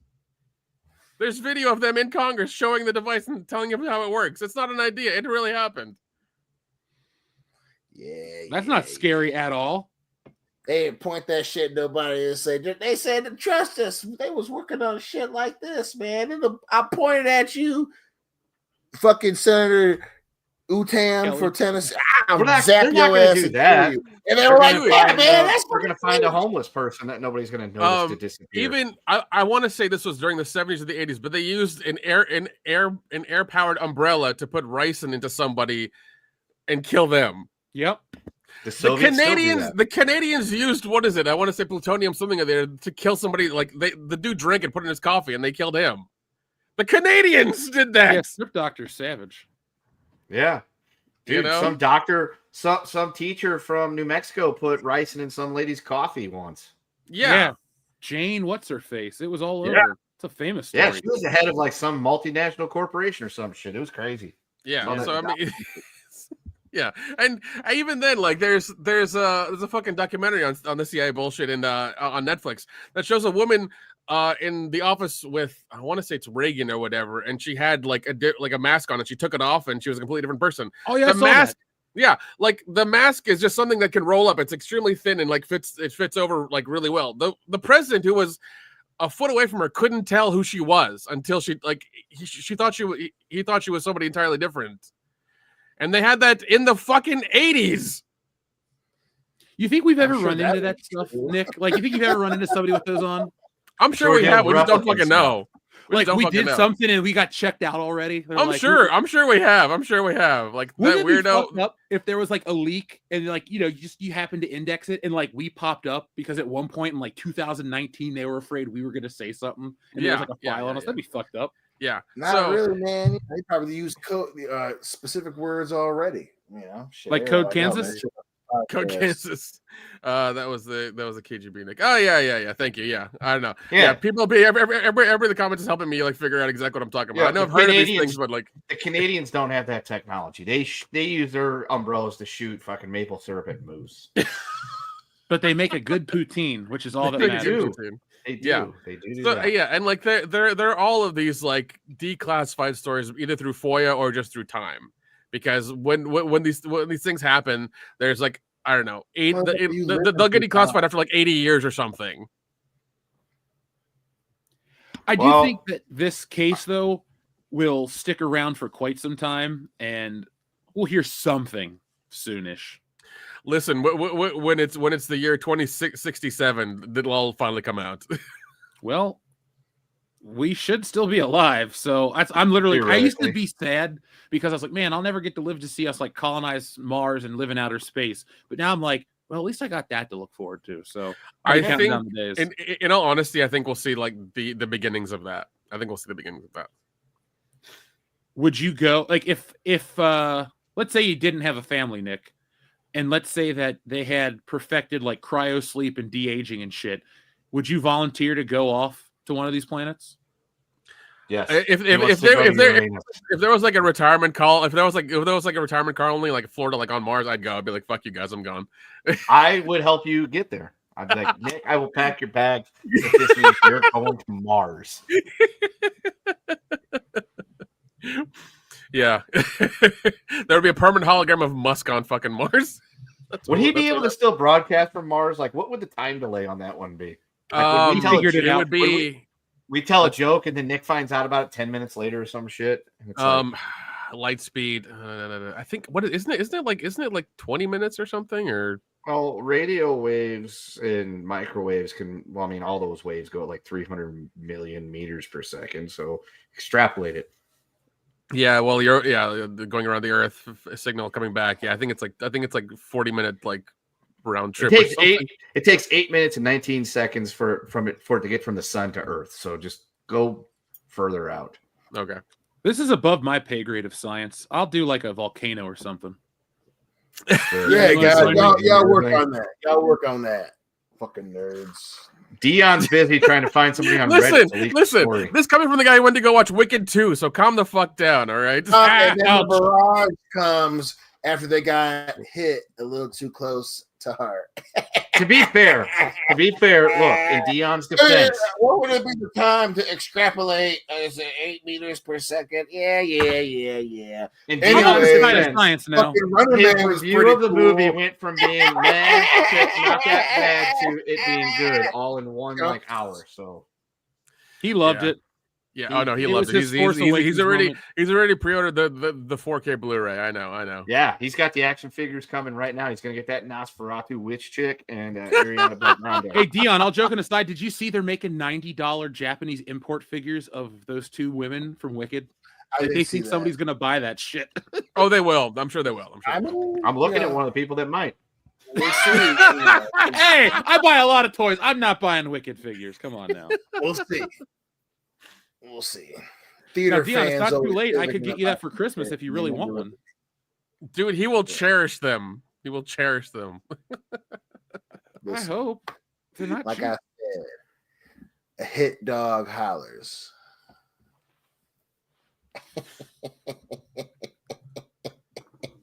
I don't know what that means, and the laughter doesn't help. It's like you're laughing. Know what You're it like the means. Joker's laugh box at the end of the movie. You know what it means? Both of y'all. All of a sudden, oh, he's gonna buy a figure. Welcome to Inebriated Cast here on World Class Bullshitters, where 3 out of 4 bullshitters have been drinking. Yeah, but only one of those 4 have been drinking while watching Wicked Part 2 Electric Boogaloo. But we gotta sympathize with him, man, because I couldn't sit through that film unless I was drunk. I couldn't sit Well, through no, that no. film, period. There's a way. Just That's don't why go there's fucking watch always it. one open guy on set. Just You want to get out of here? Talk to me. Yeah, there's a way to get past it. Just don't go fucking watch it. It's that simple. Yeah. Our friend Xavier God says, man. "Fuck, Mary, kill all 3 Austin Powers movies." That's quite easy. Marry the yeah. Spy Who Shagged Me. Fuck the first one. Kill the third one. Easy. Oh man, let's see. Oh, Nick's I thinking will about it. marry the first one, fuck the second one, kill the third one. At least the third one's dying. Beyonce is in 3. Marry the second one. Fuck the first one. Kill the third one. Yeah. Marry the second one, fuck the first one, kill the third one. Gold Yeah. member is just Yeah. so bad. Came to a census. Still, Yeah, it's a dumb one. Beyonce is in 3. Are we just shitting on Beyonce now? Is that what this show's become, Dion? No. I'm saying I'm a little disappointed. you know, I was looking forward to shitting on Beyonce because I don't think she's that good. She's I mean, she yeah. can sing, she can't act. I want justice. You know what I'm saying? No. And she good looking, especially when she got that cocoa butter. You know what I'm saying? Going. If you want an aquarium stream, Mr. or M Power Warren, we have to pick a movie to drink to, and we have to drink for the super chats because that's how. We have to. Yeah. We have to do a double feature, and then we have to drink, or you guys have to make us drink, buy us drinks, and essentially, and it'll happen. Yeah. The aquarium streams. That one. I mean, we've really only ever had one. We've had aquarium like listens on Patreon and things like that. That's happened, but yeah, you gotta just I think next month here they're gonna show all 5 Silent Night Daily Nights. There's 5 of them. It's too many. There are 5 of them. Mickey Rooney's in one of them, right? Yeah. 4 too many, even though we do love Garbage Day. Yeah. Huh? No. There's I think the third one is with Bill Moseley, and then like the fourth one, like it's like killer robot toys or some shit like that. I forget. It gets worse as they go on. Sounds like a Batman plot. I'm pretty sure They are. should have just made it like an anthology series, like horror Christmas shit. That's what they should have done. Well, that's what Halloween's supposed to be, but we got Michael Myers. Michael Myers. Oh my god, Michael Myers. Oh, Yeah, well, he's in the Rob Zombie ones. How'd that go? He's in Halloween Kills and Ends. Those movies are dog shite. Oh man. And didn't they approve a show for Michael Myers or something recently, or like a couple years ago? Yeah, he was on Saturday Night Live. God. They sold the rights, Nick. The Akkad estate sold the TV rights because we need a weekly show about the history of Haddonfield. Apparently, this random ass town in Illinois is now going to be fucking haunted because they're so bereft of ideas. Like, it works for Derry. Like, I get it. It's a haunted town. Yeah. But Haddonfield, it's not even that big of a deal. Like, we all live in a city where somebody got murdered, and it's not cool. It's tragic. It's sad. But guess what? It doesn't define the fucking city we live in. And to act like, 30 years ago, a little boy murdered his sister and it destroyed the town. No, he fucking wouldn't. People would read it in the newspaper and go, that's messed up. And then the kid got carted off to an asylum and nobody thought about it. That kid broke out and killed 4 people in one night. Tragic, messed up, horrible. But you know what would happen? The world would move on. And we would just by Christmas that year, people wouldn't think about it. Haddonfield wouldn't be destroyed. But for God's sakes, we got to put so much meaning and value into shit that's worthless. That's the kind of shit that pisses me off because it's like we're stuck in neutral, man. And we keep spinning our wheels and we keep trying to make everything fit into this box like it's fucking Star Wars. Oh, it's the world we can milk. No, you can't. We learned that the hard way. So, sorry, that was my soapbox moment. We have a fuck, marry, kill. Elizabeth Hurley, Heather Graham, Beyonce. Ooh. Oh, that's easy. That's easy. Marry Elizabeth Hurley because she still looks great at 60-something years old. Give it to Beyonce and kill Heather Graham. I'm killing Beyonce. Heather Graham still looks good. Yeah. Yeah. But I mean that is a toss up between Heather Graham and Elizabeth Hurley though. That's a tough one. That's a tough one. I will marry Heather Graham, fuck Elizabeth Hurley, and kill Beyonce. Yeah. Yep. And Dion's getting his tickets for tomorrow to watch Wicked again. Yeah, but he's going to try to marry both white women. I can't blame him though, because that's what I want to do. Ooh, give me. Ooh, marrying Beyonce. Duh. Ooh, damn. Wow, we fucked that one up. There's a fucking curveball I never saw coming. I'm killing Heather Graham. God damn, really? Jeez. Not willingly. I was asked a question. I'm asked a question. Dion, she's white, bro. Don't kill the white lady. But she ain't Beyonce. That's a good thing. That's a selling point. Blue? What are you doing, man? Yeah. That's Sweet Baby Ray's, Nick. Is that okay? It's like, what the hell's going on over there? It's in everybody's home in America. That's true. JR's barbecue sauce. Dion is drunk, and I love it. Well, Maybe next week at this time. You have to I'll be be to deal drunk. with Wicked, so. Hey, don't get mad at me. I'm not mad at you. I'm not mad. No, not at all. In the slightest bit. It's just that I wouldn't have been forced to watch that movie. So, Are you trying to say couldn't been me? No, we're not at all. Couldn't been That me. is exactly what Nick is saying, I'm pretty sure. Yeah. Clone Geek, that's a burn and a half.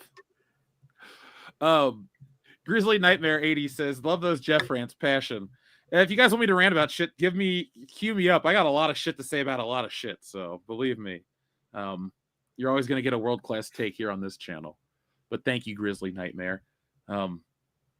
I don't know. Things are okay right now, but there's a lot of dumb crap out there. Yeah, Amazon also trying to make Bond work, and we'll see how that goes. You know what? I've come to terms with it. We got the original 20 films. I will watch those. I will act like Daniel Craig is a fever dream, and that's all he wrote. All he wrote. I agree, yeah.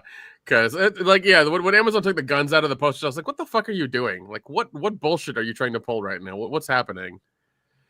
So stupid. If I was Jeff Bezos, I would find a way to weed out the people who have those views and just fire them from the entertainment portion of the business. It's like, we don't need you guys fucking up the stuff. All right. This is $1 billion investment. I don't care about what you have to say. If it makes you uncomfortable, go work at, where should they go work? UPS. There we go. They should go work at Starbucks. I'm sure they're hiring this time of year. With next week being African American Friday, there's going to be a lot of coffee drank as people wait in line outside of Target for their but that doesn't even happen anymore. All the things all the sales they have now happen like 6 weeks beforehand, and they're all bullshit. It's like, 50% off, 20% off, free shipping. It's like, no, what happened to the 75% off, the 85% off to the first 200 people who come through the door swinging? I want fights. I want violence. I want teeth knocked out. I want to bring that shit back, man. Let's bring that shit back. I was going to go out on Black Friday and check out Ollie's and do a live stream and see if it was crazy for the audience. Should I go do that? Yeah, do it. See what's up. All right, folks. Join me on African American Friday for an impromptu stream. And if you have to defend yourself, then you defend yourself. It's fine. Dude, I've gone to Black Fridays where I'm rushing into a store and people just I'm like Moses, all right? I part the Red Sea. People are just like, what? They don't fuck with me at all. I remember there was a website dedicated to people getting injured on Black Friday. I remember that was a thing. It was hilarious.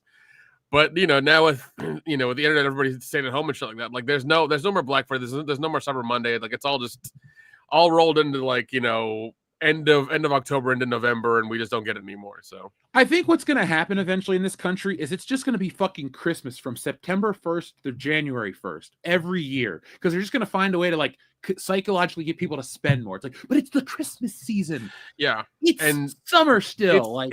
it's weird because I heard somebody say that apparently this year's on track where people are going to spend collectively $1 trillion. I'm like, you are fucking retarded if you think that's what's happening. I don't think so. Not a Well, chance. they're gonna get less and just buy. They're gonna spend more to get less, dude. It's like, Yeah. I saw that news report about how Thanksgiving is going to cost more because they put out a report like it's cheaper than ever, but it's like 6 or 12 items less than it was in the past, and all of these things. And I'm just like, yeah, that's I get that. It's not going to be a great Christmas. Hopefully, it's a great Christmas. I know I'm going to get what I want, so more world-class bullshitters. That's all I care about. Yeah.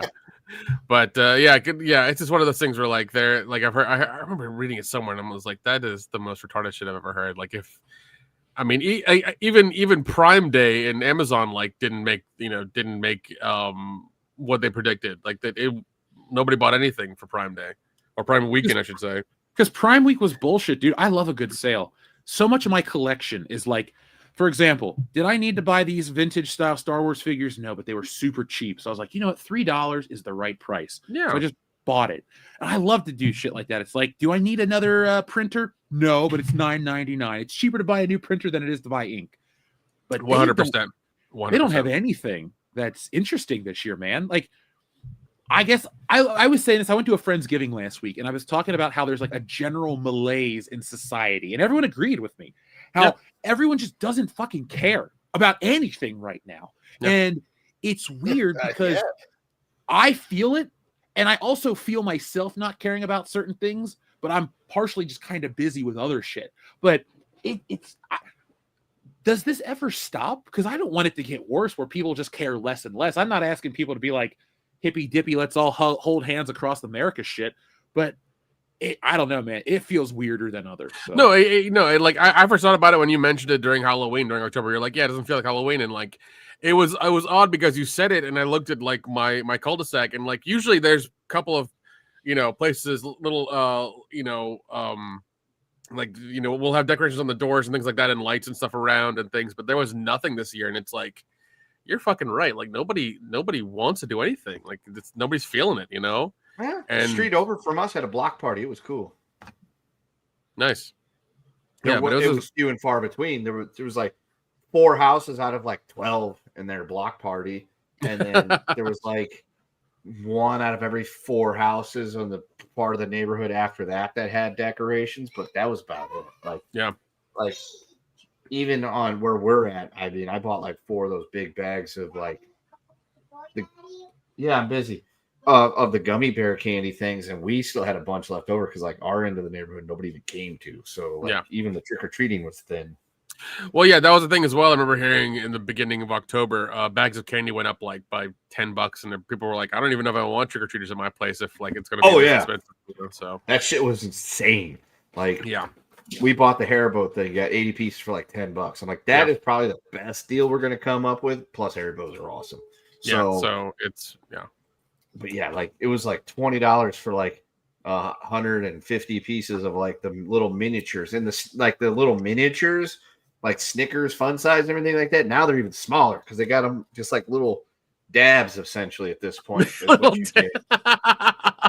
even get the fun size shit anymore. Yeah, they're just dab shaped fucking gummy bears. Yeah, and they think, the thing is, they think they're being cute because they got each little dab of the Snickers spelled out with the letters and everything like that. And I'm like, you're just asking for problems. Yeah, I know. It's shrinkflation, the whole thing. Yeah, it's fucking crazy. Yeah, even the damn collectibles are smaller than they used to be. Yeah, that's wild. It's all hope like what you said, Jeff. I wish this doesn't last much longer because it's a real fucking downer. It's a real fucking downer. Yeah, like it's still fun to hang out with you guys and do shit. Like, don't get me wrong, it's just like it always was. But like, we'll get together to do shit, Nick, and it's like we're having a good time, and everybody else is just kind of like, it's like we're in Derry, Everyone just like looks at you, and you're like, I'm sorry that I'm not miserable today. We have a very generous super chat from our friend Georgian. Thank you very much to Georgian, who says, found some Stealing Solo comics I thought I didn't purchase. The mass mailer version, the poly mailer, action figure print with stickers. Also, tip to Dion, alcohol fund for Wicked. Craig destroyed Bond. I agree with that. And a number 007. Yeah. So dramatic. What about Daniel Craig? Yes. I mean, if he didn't, okay, we have it on record that it was his demand that James Bond be killed. Therefore, he killed the James Bond franchise. Yes. Yeah, he also wouldn't stop bitching about being James Bond. I wish he would have just like Uncle Drew. he should have just stuck with the girl in the girl in the Iron Lung. No, girl in the Dragon Tattoo. That's Girl in the Iron Lung is a different movie that we need. yeah. You want to make the girl in the Iron Lung? I think the last man who had an iron lung died recently. So yeah, we could totally do that. Yeah, he wrote that for Brandon. Yeah. And a good day to you too, sir. Son Larry is an asshole. Yeah. Still that fucking car, but we found his homework. Speaking of buttons, we had a request for button number 007. Georgian, since you ask, you shall receive a couple buttons here on the channel for all the love you give the channel, all the support you've given. And let's give you a couple. First off, this is a fun one. Oh my God! Unbelievable! Oh my God! Good old Perk Angle. The bill collector. Then we got this one. Son, this is what happens when you fuck a stranger in the ass. Yeah, Larry. Don't forget this one. Cry me a river, dick face. And then I think of y'all when I hear that. I think of you when I hear this one. I'm Shawanda, and her name's Brickwilla. Oh, those are beautiful names. I'm Gloria, and this is Black Dynamite. My mama said my daddy's name is Black Dynamite. So did my mama. Oh, hush up, little girls. A lot of cats have that name. I love that movie so damn much. Oh my God! And if you can ever watch the cartoon, oh my God, you will not stop laughing. It's such a good fucking cartoon. Jeez. Ninja, please. Oh, one more since it's holiday season and people are going to be shopping for toys soon. Buzz your girlfriend. Woof. Oh God, those figures are going to be turned into mulch. It's fine. It's, you know, as long as it helps the planet in some way, Disney's overspending. I mean, it's not like the factories that made those figures polluted the air or destroyed the environment, Nick. It's, you know, the diversity action figures are saving the planet one chunk of plastic at a time. Jeez. I'm actually working on a video about that. I have this list right here, folks. Not the list of Jericho. It's the list of videos. Oh my God, is that the list, the E list, Jeff? Is that what you have? Are you the whistleblower? Oh, Jeff the whistleblower's on Reddit right now. Yeah, don't tell anybody. I'm blowing a whistle. That's all I'm blowing. Yeah, I got all kinds of stuff. Diversity toys for possibly Tuesday, folks. So, and then here's some random ass sketches I did while I was working. Nobody, because you've done an Ollie's video every, you know, for the last I don't know, few months, if not the year, and showing how all these toys are still there. Like, buddy, I have been doing those regularly for the last 2 years to show. Sorry, 2 years. 2 years. I am way the fuck off. Okay. It doesn't feel like 2 years for me either. Yeah, I know. But he's showing how none of this shit sells constantly. Yeah, that's the case, man. But that's okay. We're here to laugh at it. Somebody in the chat was like, "Hey, it's the guy with the shuricopters." I don't have shuricopters. I still have one, but we gave him away. We autographed him. Remember, Nick? You did. Yeah, you did. You did. And by the way, folks, I have the table for the Lexington Comic and Toy Show. WCBS is going to continue to grow and do more stuff. You should, before that show, you should get some other miscellaneous bullshit toys and sign them and give them to people who, you know, who talk about them, who want them anyways, who ask about them. We'll give a Riva away. The only thing that sucks though is I got to spend my money on this shit. Yeah, but they're really cheap now, so it's fine. It is a tax write-off, but it's I'm sending the wrong message, Nick. I'm letting Ollie's know that somebody wants these forsaken things. Yeah, but you're only buying you're buying a few of them. You're not buying out of the section. You're buying a handful of them. It's not a big deal. What I really want to do, I don't really want to spend this kind of money, is I want to pull a Mr. Beast and I want to buy every single shitty Disney Star Wars toy and Marvel toy at Ollie's and like have a bonfire, and we do like a Mr. Beast style video. We're like, hey man, it's kind of cold out. Hey, put another Captain Carter on the fire. Ooh, here's a Shang-Chi just for an hour, like live stream just burning these things. Shit, I should buy a bunch of them. It would be fun if we could like rig up a device on like an RC helicopter to where like we can like take these figures and take them up in the air like 150 feet, and then it like cuts the string and it drops them. I think that'd be fun. Down. It's We like, just, oh man, like, fly Captain 'em Marvel over. can't fly. Yeah, fly them over like a river or a lake and just be like, pew, and just they're gonna pollute the landscapes anyway when they end up in the dumpsters and in the landfills. We might as well do it too. I should put one of those figures in the microwave, Kendo. You should. I would recommend not putting it on the little glass spinning plate thing because it'll melt to it, and put it on something you don't care that it's melting to. I will go get my commemorative Force Awakens plate that was gifted to me. Oh my god! And I'll melt on that. Yeah, Oh and my then god! you can have this giant sculpture of all these fucking melted Star Wars figures that won't sell. Actually, you know what? You know what you should do.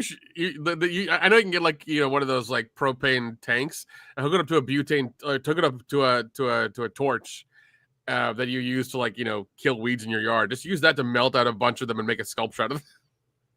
I'll do it all on camera, man. It'd be great. It'd be fucking great. I'll play copyright-free music and I'll get into the zone. Yub nub. That's what Clone Geek wants. Well, I like Clone Geek, but right now I don't care what Clone Geek wants because Yub Nub is. Sorry. Nub.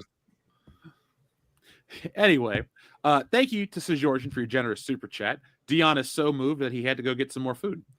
Mike, Warren, something's moving inside of him. Yeah, or that food was inside of him was moving. Nick was saying that happens too. That sounds tasty. Have you ever seen the Steiner wrap? Huh?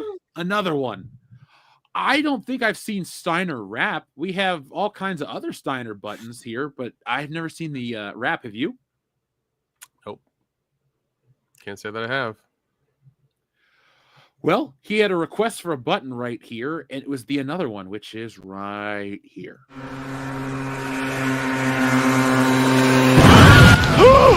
Another one.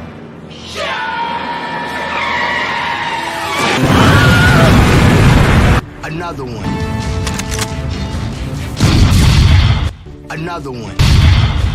Another one. Another one.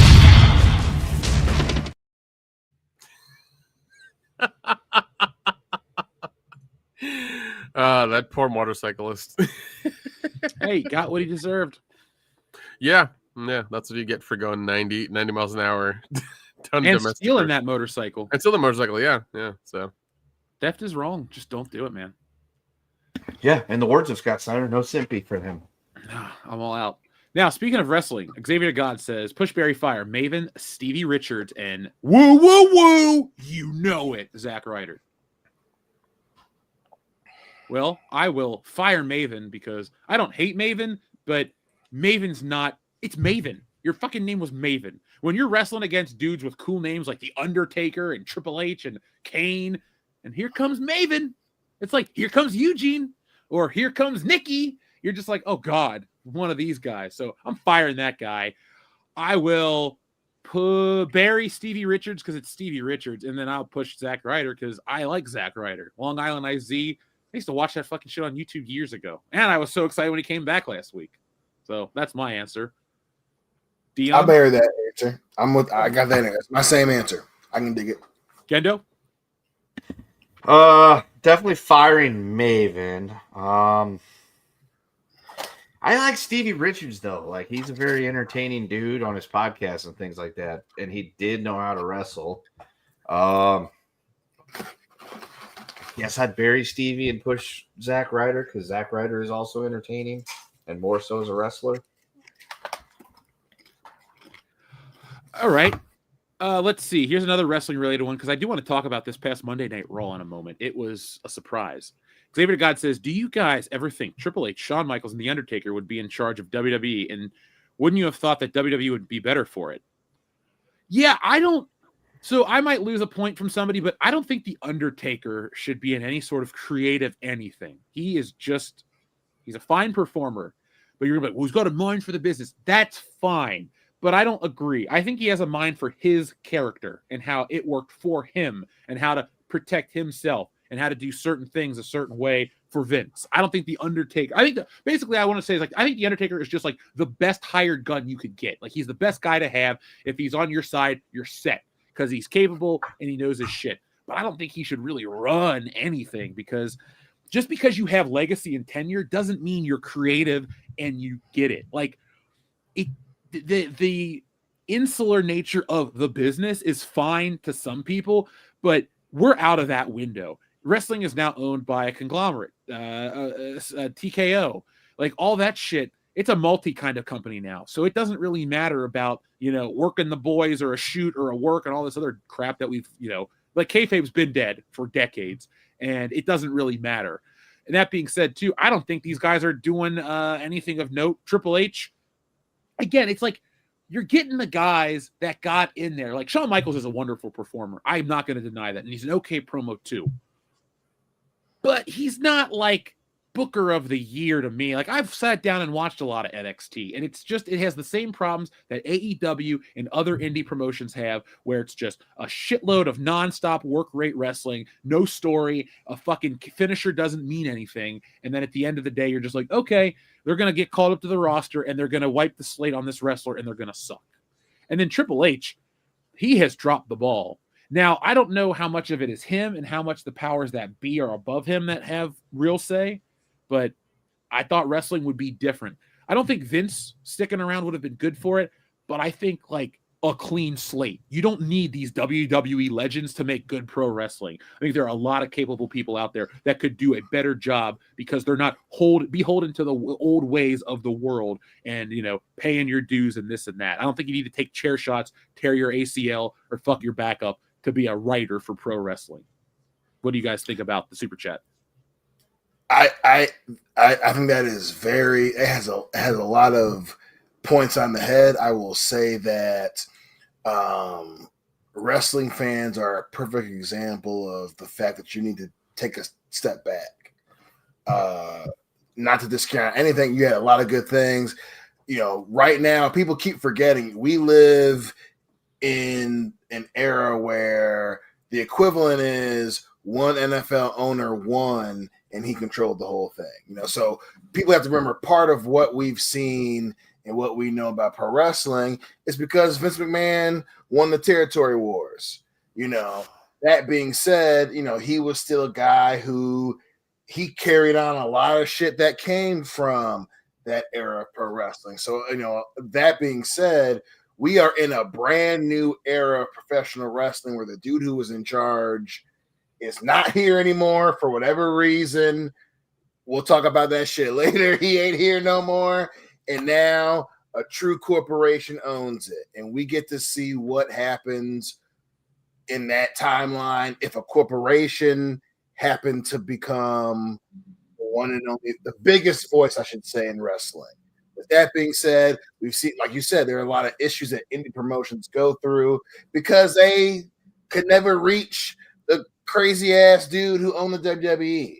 And, I think that being said, if we're talking best booker of the year, especially with Tony going on Ariel Helwani's podcast, which, he didn't look like a complete dummy.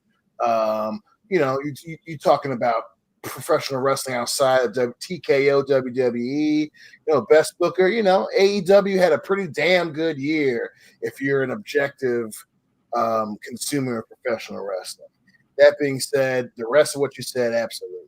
That it is, Undertaker, Shawn Michaels, Triple H. Those guys are all a product of Vince McMahon. So, to Jeff's point, he's right. We already have two dudes who think like Vince who are in power. We don't need three. We've seen what the third guy does when you control something, and it ain't always great. So, if they're doing a good enough job because they, to Jeff's point about NXT, I enjoy NXT, but there are those Vince McMahon moments they just fucking did with Gold Rush, that are unmistakable.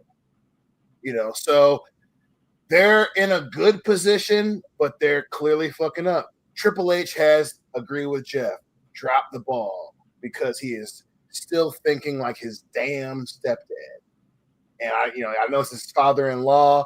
I say it's his stepdaddy because we thought it was a new era. He does the same.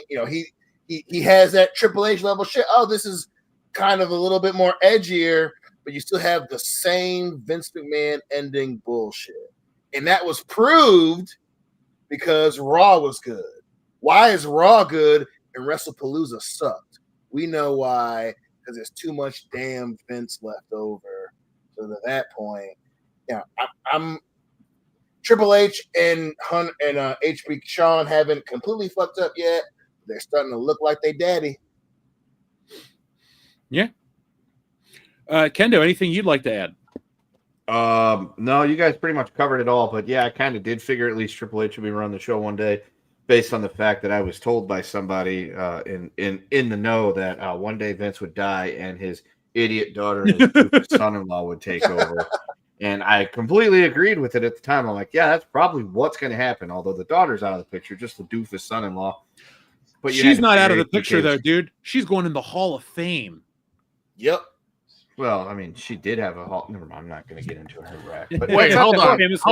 She's going to the Hall of Fame for what? Sucking dick? What's going on? The McMahons love to pat themselves. Hey, dude. Triple H put himself in the Hall of Fame. Now his wife is putting herself in the Hall of Fame. If we're going to be completely honest, Stephanie McMahon has not had a Hall of Fame worthy career. Just like the Bellas are not this big deal for women's wrestling. They're the symptom of the diva era. They ain't shit. So anytime Nikki Bella's on TV, it's, oh, I did the women's revolution. No, you didn't. You were with your sister, and it was twin magic and fake tits and all this other dumb crap. You're famous for John Cena stiffing your ass and not marrying you because you're a shithead. Like, you're not relevant. You're not any good. And Stephanie McMahon going to the Hall of Fame, what did she do? Well, in the storyline, a bunch of men beat up a woman so she could win the title. Then she got her ass whooped by her dad. Then she walked around and had a power trip. She is not relevant. A woman like Ivory or Victoria should be on the Hall of Fame because they busted ass and could wrestle. The WWE Hall of Fame has become, let me pat myself on the back and get dressed up and look nice in Las Vegas. These are the most basic ass people in the fucking world. Fuck them all. Dude, the Bellas had to flip a coin into who got the boob job and who didn't so they could tell each other apart. All right. Yeah. Yep. One got the boob job. The other one got the flame tattoos down there that you can see when her tights aren't pulled all the way up. That's why John Cena doesn't like her. Yeah. She was a woman who wasn't clean. No. Well, I mean, he had his fun times with her, and that was it. It's like, all right, I'm done. We could say a lot about John Cena, but he was smart in that regard. Okay, no, he was. Do what you will with her and move her fast. No, he was. Yeah. So, Dion, you had mentioned something, and we'll read all the super chats in a minute because we have plenty of time we always have time for the audience. Wrestling on Monday night was legitimately good. Like, it was an awesome episode of Raw as War, or just Raw. And I can't believe it. Like, Dion, I used to say this in college. When wrestling starts the week good, or when wrestling is good on a Monday, the week is good. I can't believe how good this episode was. I can't believe that I was like watching to see John Cena, actively cheering to see John Cena win, and was satisfied with the entire match and performance. I had to check to make sure I wasn't dead and to make sure that I hadn't been switched out with like a Canamit or something. That was a fun Raw, and damn it, I don't know what happened to me. What did you think of the show? I loved it, man. Obviously, as behind the curtain a little bit, the nephew's watching wrestling now, and we getting into it, and hey, listen, we got Netflix, we'll watch Raw, and that being said, it is always refreshing after having been on a podcast for so long, the things about, especially coming from your boy, yours truly, they know how to make good shows. And to see it Monday on Netflix after, the last few, especially in this new era that we're living in, a good Raw where it was, Cena was good and the remainder of the middle of the show was good. And they end on a pretty damn fun final note. And it was like, damn, just do this all the time. You know, you have other parts not do, but like, you know, even though like, hey, you know, listen, we'll see what happens after Survivor Series. But again, it's a reminder that they know how to put on a damn good show. You know, that it's when it's bad or lackluster or cobbled together at the last minute where everybody gets so damn upset. Yeah, it definitely does bother me when they just are like, "Yeah, we're gonna do this last minute." Because I think whenever I say like, "Oh, I love the Attitude Era," and people are like, "Oh, you just want the tits and the violence and the trash TV." No, what I actually want is storylines for every wrestler. That when I watch a show every week, it's like, well, this week Jericho is dealing with this, and then that, and everybody has a storyline, and sometimes they intersect. Everything is so like it's like a track. It's like, here's the Seth Rollins track, and it's so stiff and rigid and boring. And then it's like, I got to sit and watch the Vision and all that dumb crap they do. And it's just the same opener every week. Like, I don't wish ill on anyone. So I just want to put that out there for the universe. But like, Seth Rollins' injury is like the best thing to happen to wrestling, because when I don't have to hear him cut the same promo, I'm a visionary, I'm this, I'm that. You ain't shit, dude. All right. You are lame. Your wife, pretty lame too. Like, there's just a lot of personalities in the WWE that I want to see lose, but I mean like really lose, where they just stop. Like, wrestling needs to stop booking the same people in the same spots. Because I had this conversation with Phil the other day. I said, if you ever go back and you go, let's do it in years, 85 to 95, 95 to 05, 05 to 15, and 15 to 25. Before you get to 2015, every 10 years feels like a brand new thing. 2015 to today feels exactly the same. You have almost all the same wrestlers. You have so many of the same things. The presentation has barely changed outside of new promotional ads on the ring mat and like internet celebrities. Other than that, it's the same shit. And that's always been my complaint, because it's just the same crap. Monday felt very different. And if it was something that would be a continuing trend of, you know, we have title matches and changes sometimes, and we have big matches and quick matches and all these things, and we don't spend the entire show promoting PLEs, Peacock, ESPN Plus, and some other bullshit. If we can get that, then wrestling can be fine. But it has an uphill battle, man. But you and I were texting each other all Monday, like, dude, I can't believe how good this is. Dude, I can't believe she won the belt. I can't believe he won the belt. Like, it was fun. And I miss that feeling, because that is why I became a fan. Yeah, man. Listen, and a lot of that is legit. The at the end of the day, we have been reminded of the fact that, for things to be enjoyable for the consumer, you have change and the constant threat of change. And, to be fair, listen, I'm a pro Seth Rollins guy. His thing is, it wasn't his fault. We should have already had LA Knight in and out of the world title picture. We should have had, even though he's not with WWE anymore, guys like Keith Lee getting and winning the title already. We should have had, a lot of different things happen where you have, dudes and gals doing cool shit.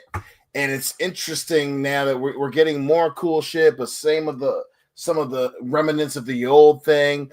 And this past Monday was a reminder, like, when you have cool shit happening and it's involving new people, even though, I'm still a, LA Knight, this dude needs to be doing something.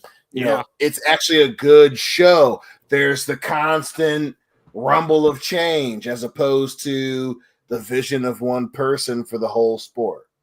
And, it's interesting seeing pro wrestling in this new era. We'll see what's going to happen. But yeah, I'm with you on most of that. Like, where it's just like, I don't want to see the same thing with the same people doing the same shit. And Monday was somewhat of a look into, it's different stuff, and especially with, the title changes, a new person, winning titles, fuck yeah, let's go. Not willy-nilly as if you're trying to use a change to bolster the same old people, but it's change for the sake of, hey, where is this going to go? And we're excited to see what's going to happen next. That's what Monday was, in the first, actually, and not in a Triple H half-assed way for real, So hey, I'm in. And Gunther went back to his old music.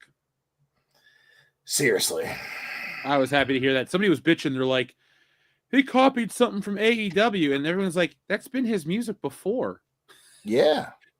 The AEW fans are always a little late to the party because they never get invited. I mean, shit. Listen, AEW's still in that place where, there's new-ish and, people saying what the fuck ever. But it's like, the hardcore online ones, like, yo, man, chill. Like, some of us like AEW. Don't be weird about it. Yeah, I like him and I want to see him succeed. I like him from a distance. I like to go to their shows. I have more fun at their shows than I do WWE shows because I feel like I'm more involved. When I watch WWE, like when we go, we're there, we're having fun, we're cheering and shit. But I always feel like you're one step away. Like if you say the wrong thing, and I don't even mean like you say something like fucked up. It's just like if you said like, Stephanie McMahon ain't that great, I feel like security's going to rip you out of there. But if you're at AEW and you talk shit to Tony Khan, he's just going to be like, hey man, thanks for coming. Like, right. I don't know. I just have a good time at AEW. I've been, I think 4 times now.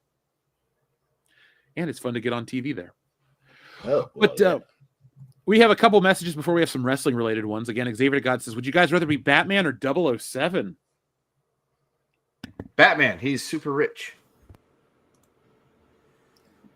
Yeah, I'm going to take Batman for a different reason besides wealth as well. James Bond is always in constant danger. Like, Batman takes off the mask, and for the most part, nobody knows who he is. Plus, if I'm actually Batman and I could do whatever I want, if I said tomorrow, I've done enough for Gotham City, I'm going to move to Metropolis. I could do that with a couple $1 billion, and no one would know that I'm not Batman. So I would pick Batman, even though James Bond is a character that I like more than Batman. Give me 007. You're going to different places all over the world multiple times a year, hanging out with fine chicks. I'm assuming because I'm 007, your boy knows how to scratch a motherfucker, you know what I'm saying? And it's a crazy new thing that you're doing. Or either you're stopping a nuclear submarine underwater and going to, you got to beat this dude in Texas Hold'em. Why? I don't know. But why is this fine-ass English chick following me around and wants to fuck me? Okay, I'll do it. You really are a hero, Dion, the one that we need. Unfortunately, I have to side with Dion in this one, and 007. Goddamn, just a burn.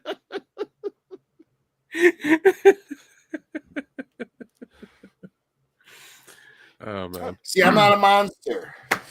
I'm ahead of the curve. Xavier God says, I forgot to mention The Rock runs WWE too.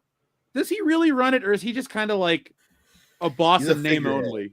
Yeah, he's a figurehead, and we're watching a point in wrestling history where again, listen, especially because we're still in the remnants of Vince McMahon, who was always at war with his fan base, and TKO is trying to come out of that. And hey, Rock learned from old man Vince. I'll just show up and do something cool, and I don't have to do anything because I'm going to be in a movie with Emily Blunt and win an Oscar. And that shit happened, did it, Rock? And now you fucked it up, and you look like an asshole. Well, I smell what you're cooking. I mean, he looks like the wind got taken out of him or whatever. He looks like super terrible now. So yeah, he said what it is that he lost a bunch of weight. I can't remember what it was. And you believe him? Come on, Dion. He said that it's for a movie. I believe that Dwayne The Rock Johnson is 100% doing some crazy ass project where he has to lose a lot of weight, and he thinks it's going to win him favor back with the people. And I believe that part.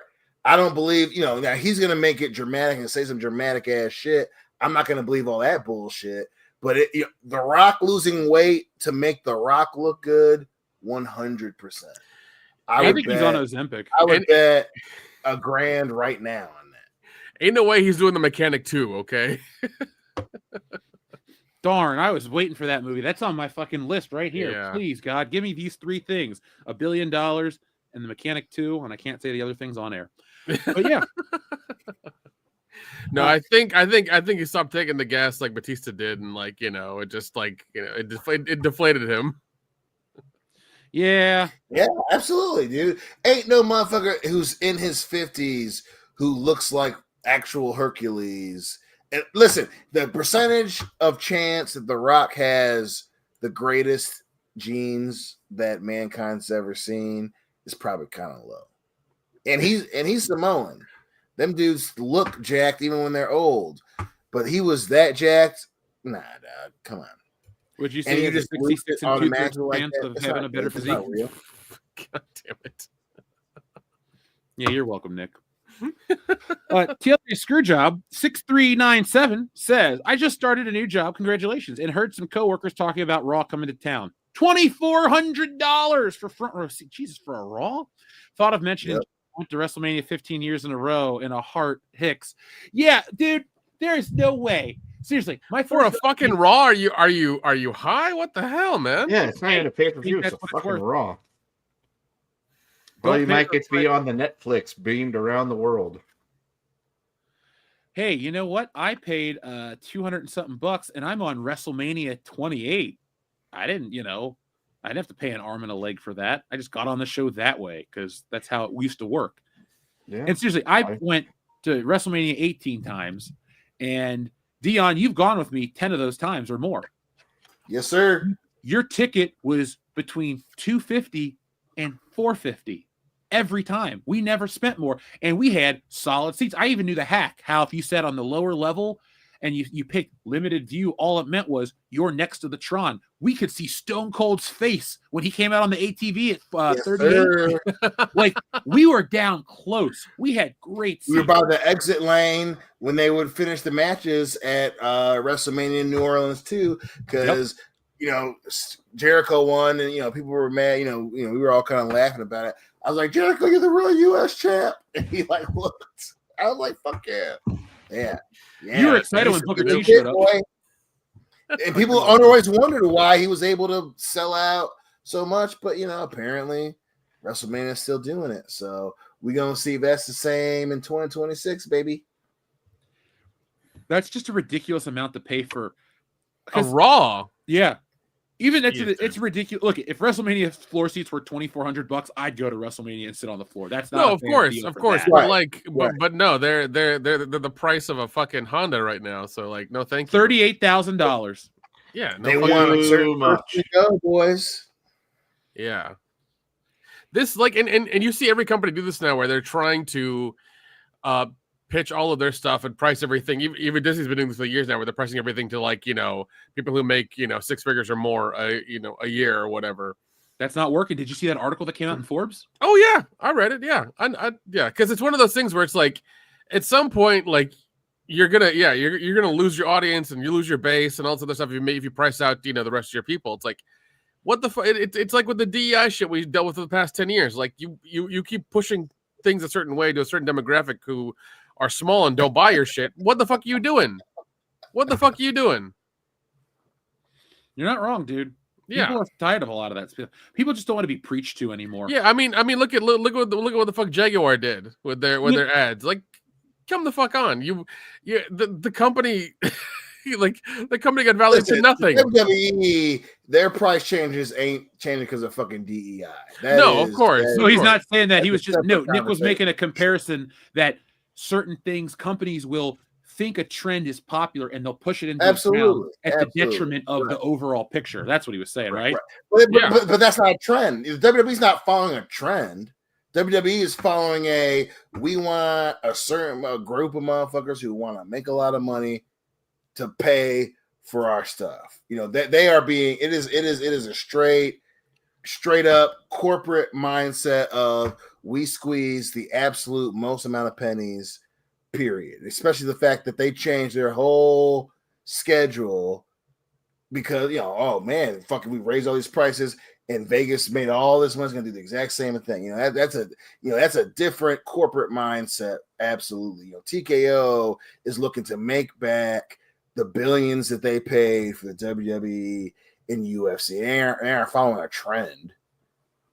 Yeah, but it's one of those things where like when you charge $40,000 for a front row seat for WrestleMania, when years ago, like for the past, I guess, what, 5 or 10 years, it's been like I don't know how much of those floor seats been, Jeff? When I started going, I think it was $1,200 to $2,000, which ain't like it ain't bad for WrestleMania. That ain't bad for WrestleMania. That's not bad.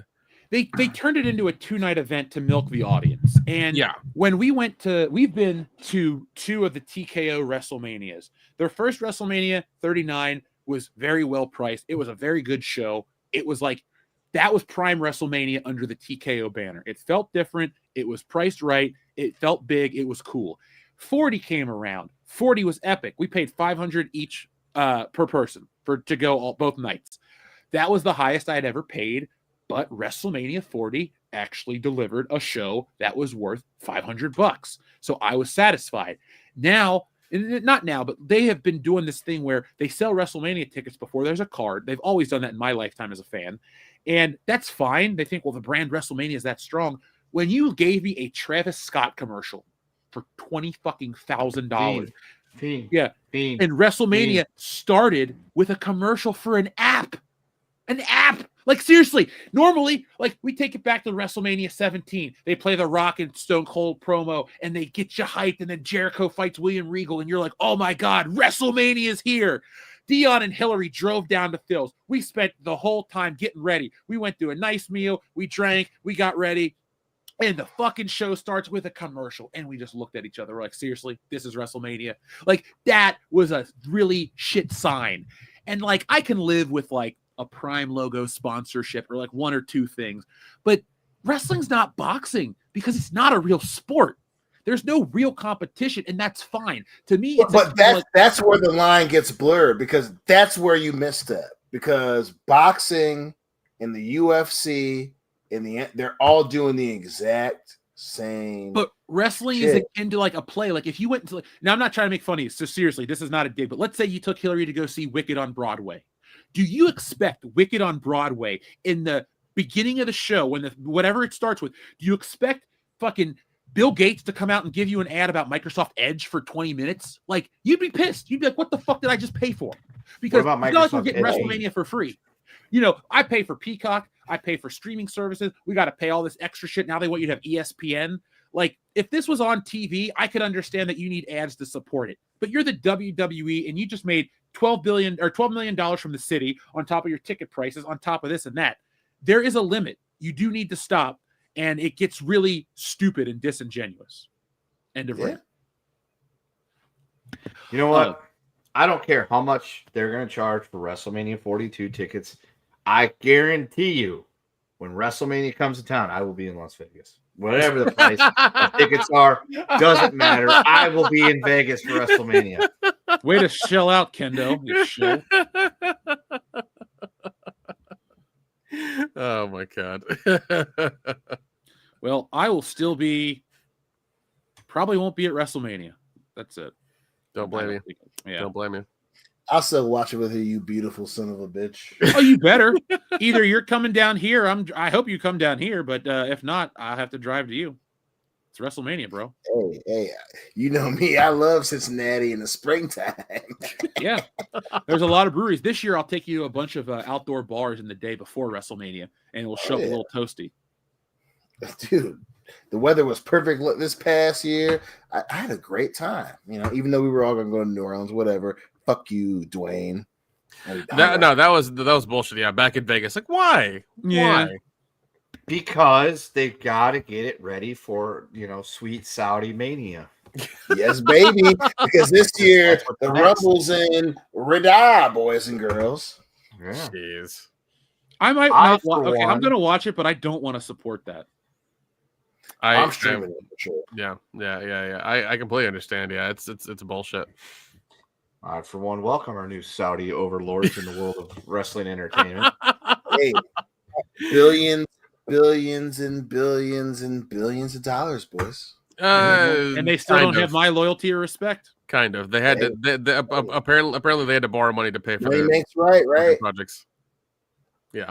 They'll dig another oil well. It's fine. Yeah. Well, because apparently everybody. Well, yeah. They don't have the money they used to.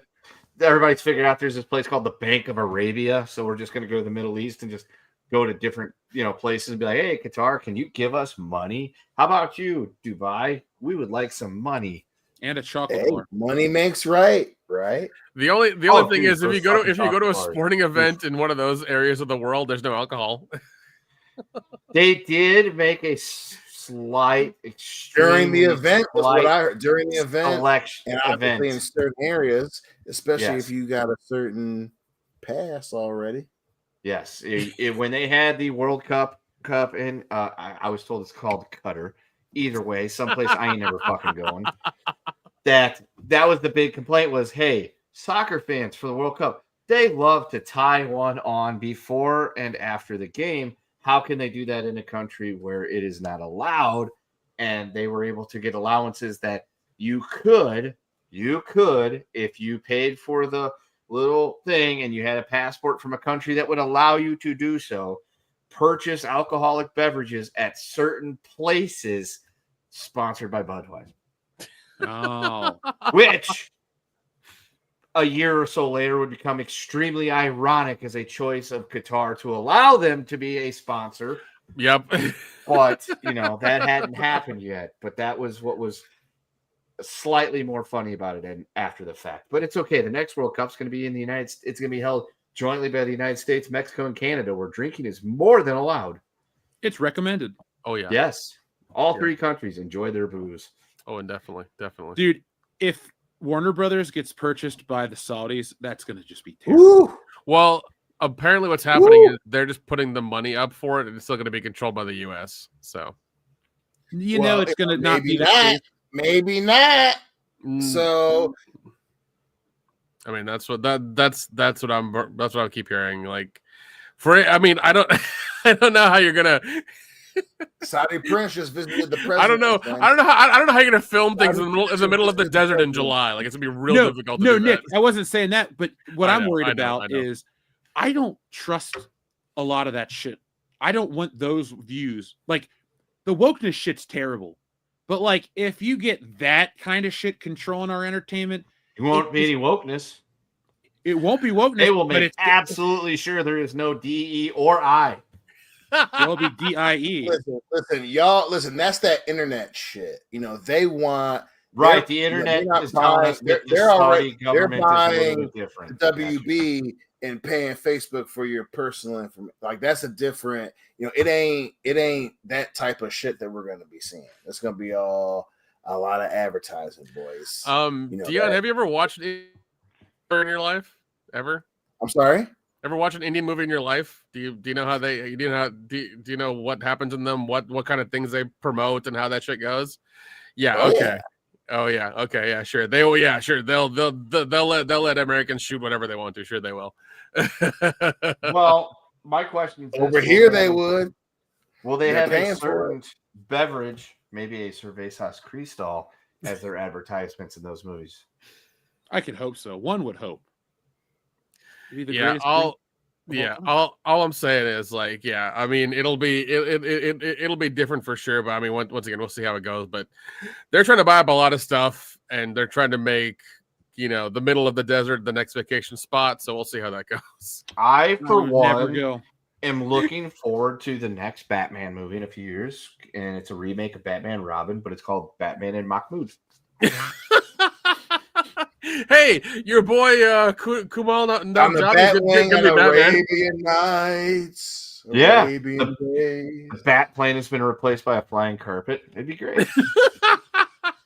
All right, maybe I'm wrong about this whole thing, and I've jumped the gun. It's a bat plane that can circle the globe. They upgrade. Dare to dream a little deeper, darling. Okay. Yeah. Yeah, I'm just We'll see how that goes, but it looks like it's going to go through. But from what I keep hearing is, like, the U.S. companies are going to keep control of what production actually happens, and the Saudis are just kind of like loaning them money to buy it, kind of thing. That's what's happening. So that's what I've heard. That's what I've heard. I think there are people in the middle. Watch Batman, fight the infidel. That the infidels are going to look way different then. Listen, you're thinking real for some reason. You're thinking real small. You know, that the whole our belief shit carries up. That shit carries as far as the dollar will take it. Have you been alive the last 10 years, Dion? What they put on I don't TV know if that over actually there, tracks. is it going to be the same what they put on TV over here, sir? Oh no, it won't be because they want to make money. But I'm just saying, it's like they will. Right, it's like Chinese TikTok. There will be some things that happen for sure. I don't know if you've seen what happened in the last 10 years with entertainment, but like it kind of went downhill. Yeah, there was a lot of heavy messaging in the last 10 years. And it's been shit. It's been shit. Yeah. Well, they've been taking out journalists and shit too. So they were attacking a certain part of media, and then they were pushing a lot of those heavy effects over there. None of us are journalists. We got nothing to worry about. That's true. That's true. We're just YouTubers. Yeah. All I know is they don't like my brown ass over there for sure. Hey, let's give you a different name. A whole topic of discussion too, and that's the interesting part where that's gonna go. His name is not Nick Utam, it's Jamal Shabazz. He's listen. It's not as long. Anybody asks me, his name is Nick Smith. You know what I'm saying? Yeah, he's from Buffalo. Brown over here the whole time. You know what I mean? Yeah. But I mean, we'll see what happens with the deal. I'm sure we'll find out in a couple of weeks because it seems to be happening quite fast. So, think it'll happen before the end of the year? Yeah, I think so. I really think so. It'll definitely it'll definitely happen between definitely after Thanksgiving, but before Christmas for sure. Because it seems like they want to get it done ASAP. So. I mean, but I keep hearing that like because of that happening, like James Gunn is out and they're gonna bring Snyder back in, which I think is fucking retarded, and that's never gonna happen.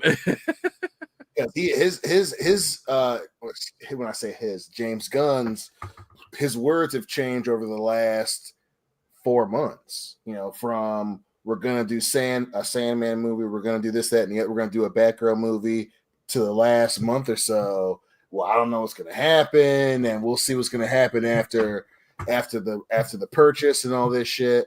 So, yeah, man, like Nick ain't lying a damn bit because I think when James Gunn is changing his tune in terms of the motherfuckers above his head, it's for real. And apparently, again, the Saudis want to get in the American media business in terms of movies, and they are serious about it.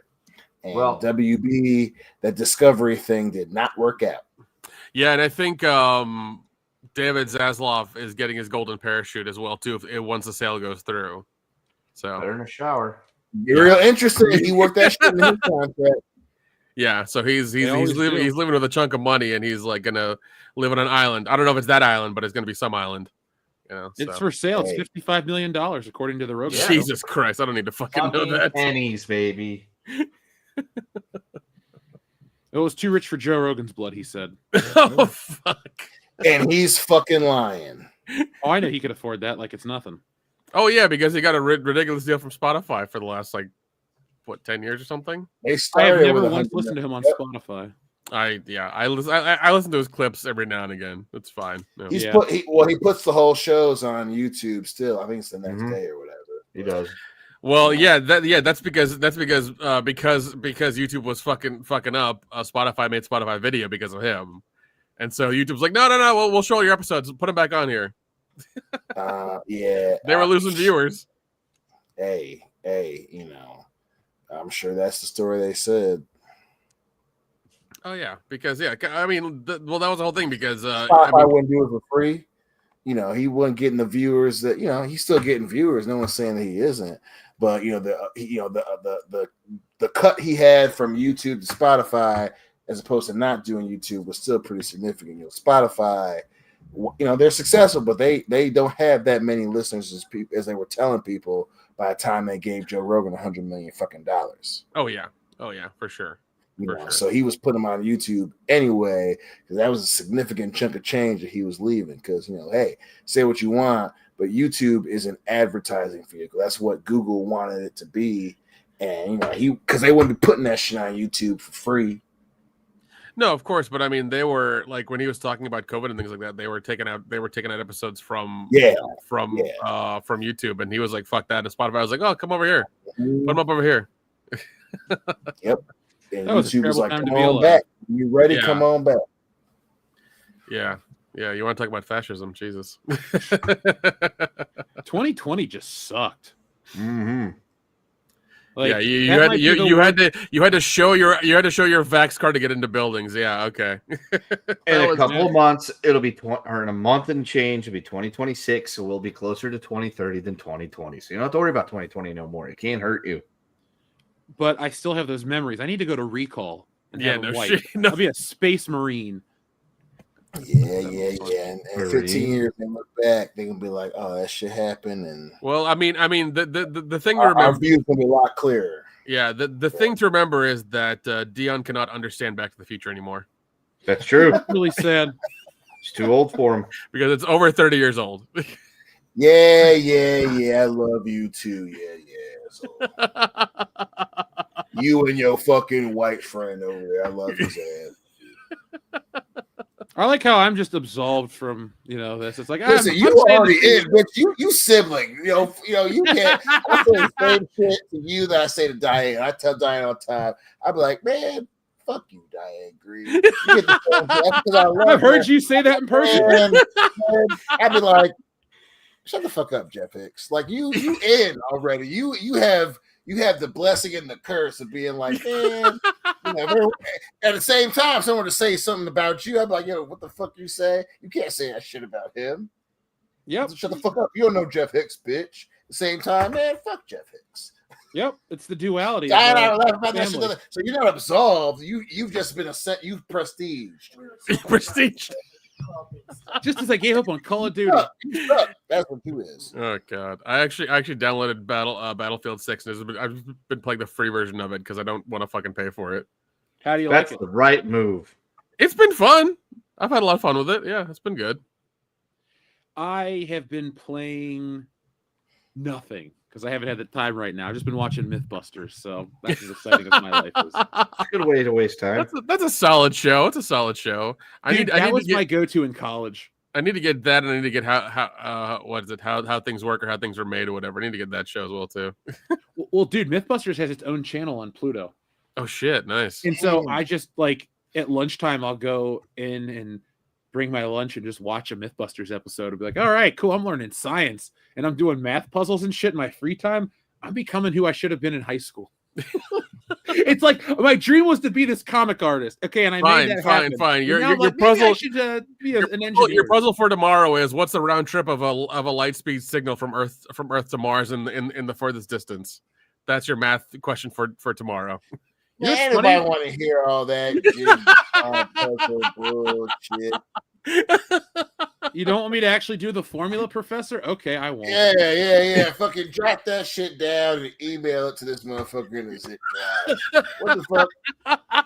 Where's the zip zap zadoodle around the light speed around the earth? Anybody want to hear that shit?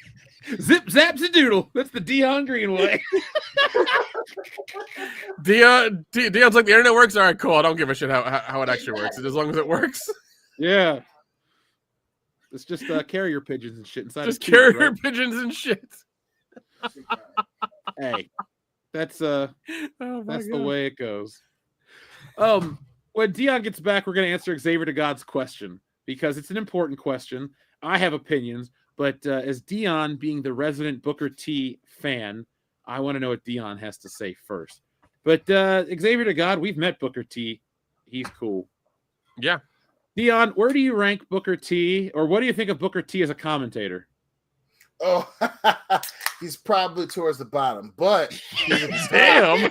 in terms of entertaining, he's entertaining as shit. I'm a huge Trick Williams fan, and now it's a whole internet wrestling fan thing.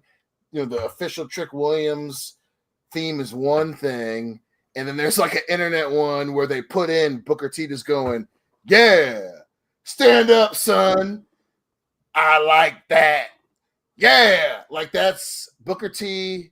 He is a staple. He just, he's not, he's more Howard Cosell, less John Madden. That's all right. There's nothing wrong with that. No, there's nothing wrong with that. And I would say that Booker T is an all-time great wrestler and one of my personal favorites. I love Booker T, from his theme song to the Spinneroonie. Always been a fan. That was weird too, Dion. Like when the invasion happened and he was feuding with Kurt Angle, I was like, this Booker T guy's cool. I like him. And then he was feuding with The Rock. I'm like, shit, I can't like Booker T. The Rock's back. So Booker T had to become the enemy. But as soon as that feud was over, I was back on Team Booker T. So love the dude. Huge fan. He owns a copy of Stealing Solo, by the way. Dude, I love that. He needs to know what's up. Plus, you know, Booker T got taste. He's the fucking five-time WCW champion. 5-time. And I dig that. Sucker. I just love his theme song so much. Tell me you did not just say that. What, that I love his theme song? I thought that was appropriate conversation for this topic. I'm sorry. I misspoke. Fuck, Marry, Kill. Jim Cornette hating Vince Russo, Bret Hart hating Bill Goldberg, and Scott Steiner hating Triple H and Shawn Michaels and Ric Flair. All right. Oh, I'm gonna kill Steiner against Michaels and Flair, and Triple H, because even though that's so entertaining, it doesn't have the gravitas the other two. I am fucking Bret Hart hating Bill Goldberg because that is so fun. I enjoy Bret Hart. Listen, I disagree with Bret Hart in a couple of things, but that shit will never not be funny to me. And I'm gonna marry Jim Cornette hating Russo because that is like a fiber of professional wrestling. You know, even when Vice did the damn, like he just hates that dude. And sometimes you need to be reminded of. Sometimes you need to hate a motherfucker. I'm marrying. Yeah, I'm marrying that one because that Cornette hating anything, especially Vince Russo, never gets tiresome. I'm going to fuck Steiner hating on all those guys because it is entertaining. And I'm going to kill Bret Hart hating on Bill Goldberg because while it is warranted and justified, as a Bret Hart fan, I'm kind of tired of hearing Bret Hart piss and moan about Bill Goldberg. It's kind of like hearing him complain about the Montreal Screwdriver. It's like, dude, it's been almost 30 years. I get it. I 100% get it. I get the Bill Goldberg thing even more. But at a certain point, dude, you're here to talk about wrestling and to sign and take pictures. We don't need to hear you pissing and moaning about Bill Goldberg at the fucking signing event. We love rivalries. Yeah, we get it. The dude mule kicked you in the face, sent your head into Rosette, and your career was never the same after that. But at the same time, that doesn't have to be your everyday conversation anytime you do any wrestling show. Listen, I'm a member. Jeff and I are members of the Player Haters Club. Diane and I are members of the Players. Hate.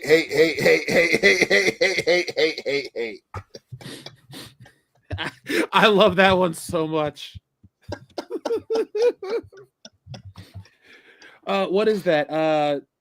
What is he? What is Charlie Murphy's character's name called? Oh, Silk Nasty. Yeah, it's like Silk Nasty. You are so dark when you touch yourself. It is a black on black crime. That always gets me. I was like, that's mean. Buck Nasty. Nasty.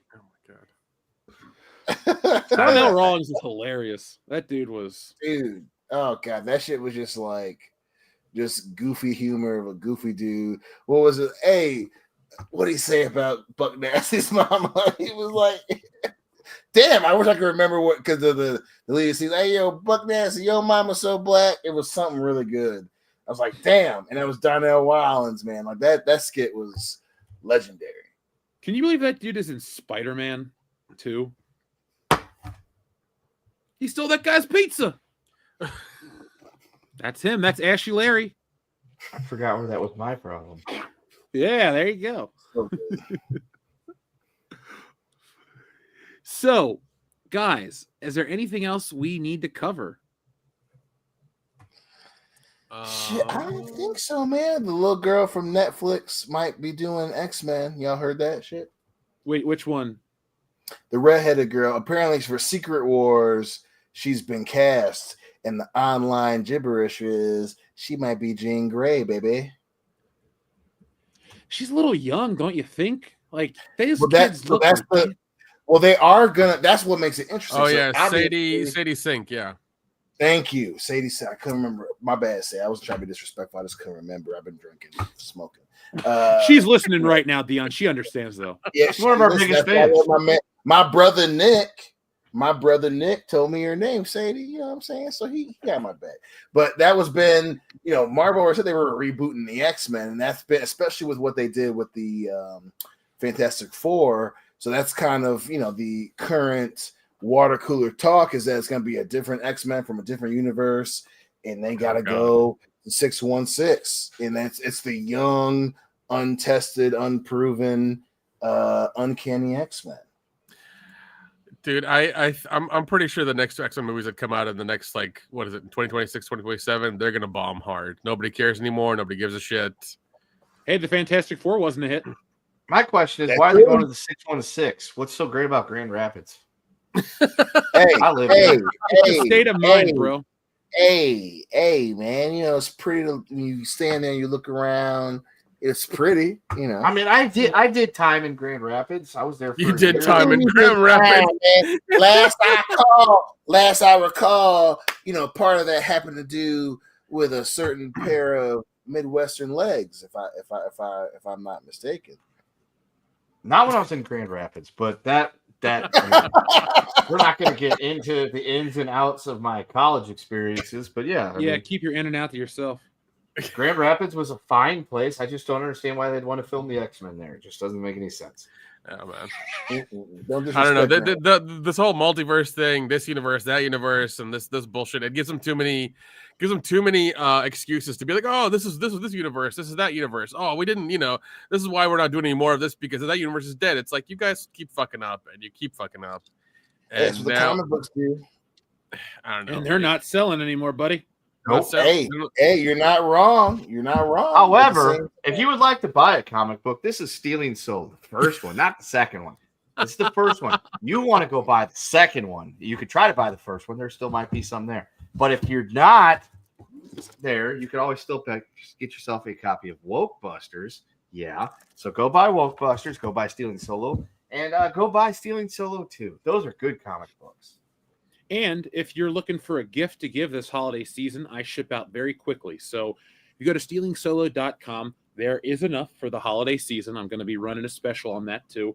But now's the time to get invested. If you like to laugh at entertainment, if you want to laugh at the way Star Wars has been ruined, and if you don't even care about Star Wars and you just want a story that makes people chuckle, well, Stealing Solo is the book for you.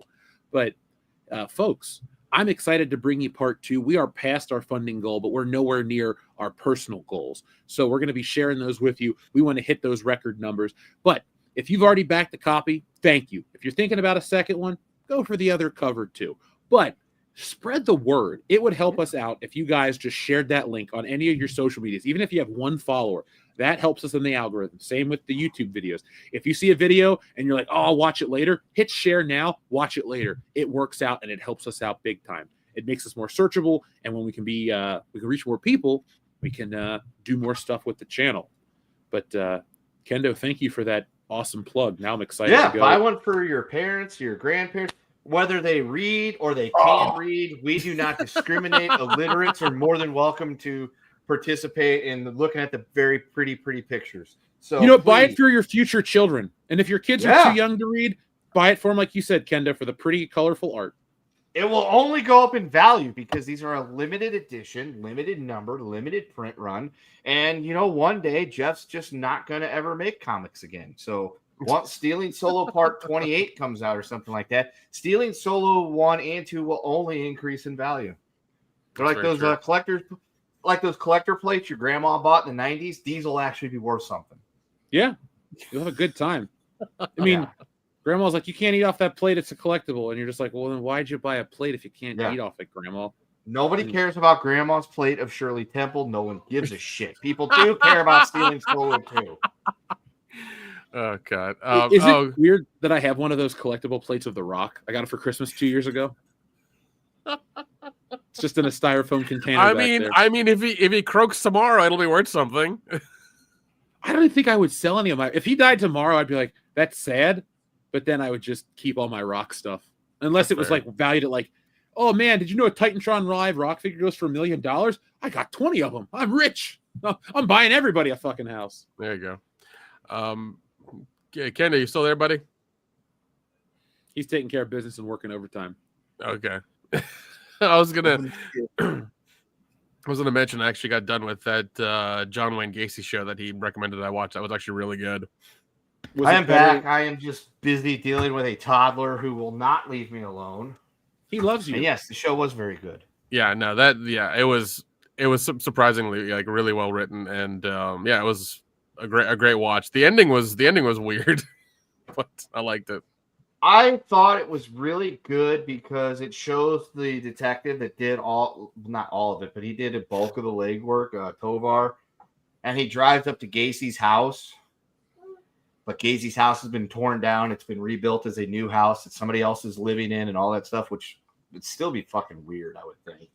And It's just him smoking a cigarette, looking at it, with the idea being that all that's happened is now gone. He's gone.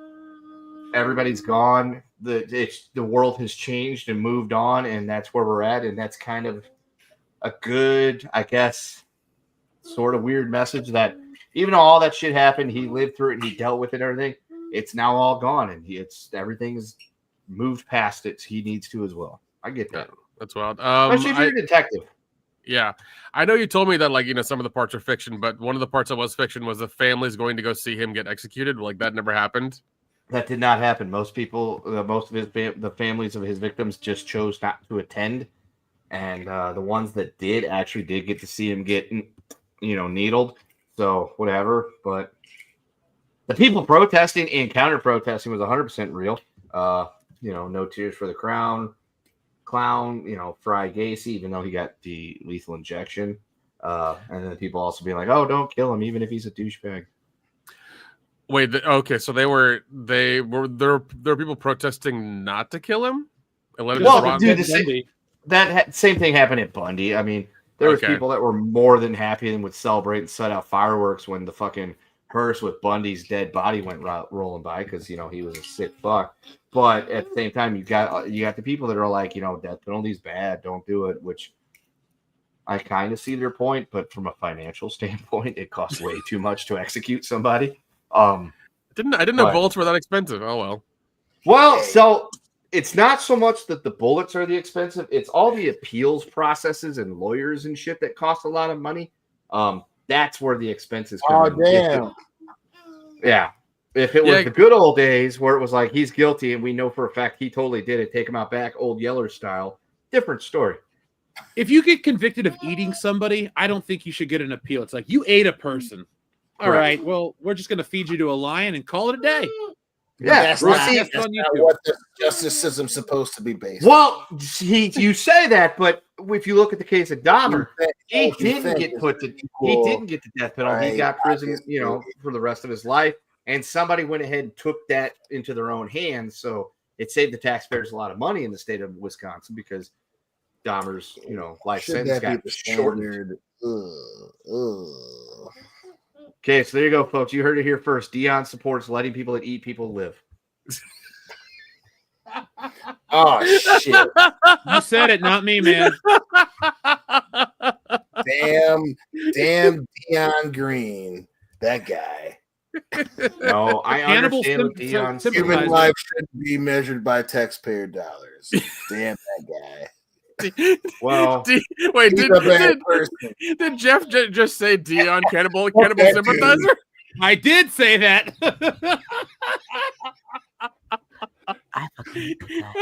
We can't have no cannibal sympathizers on this show, man. It makes us look bad in the ratings. I love that. But no, I get what Dion's saying. I get it 100%. We probably shouldn't have that as a final outcome for people to just be like, look, we're going to needle in yarn. But then again, there are certain people that end up in prison on the old, docket. And I'm just like, you did such terrible shit. We just need to rid you from the earth to make us feel better. Yeah. And I know, and if memory recalls, I think he Gacy died in 92. You got executed in 92?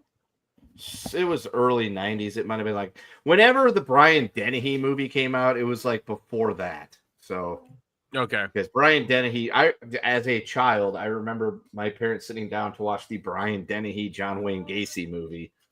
It was a miniseries. I want to say it was on NBC. I could be wrong, but yeah. Well, I mean, do remember that.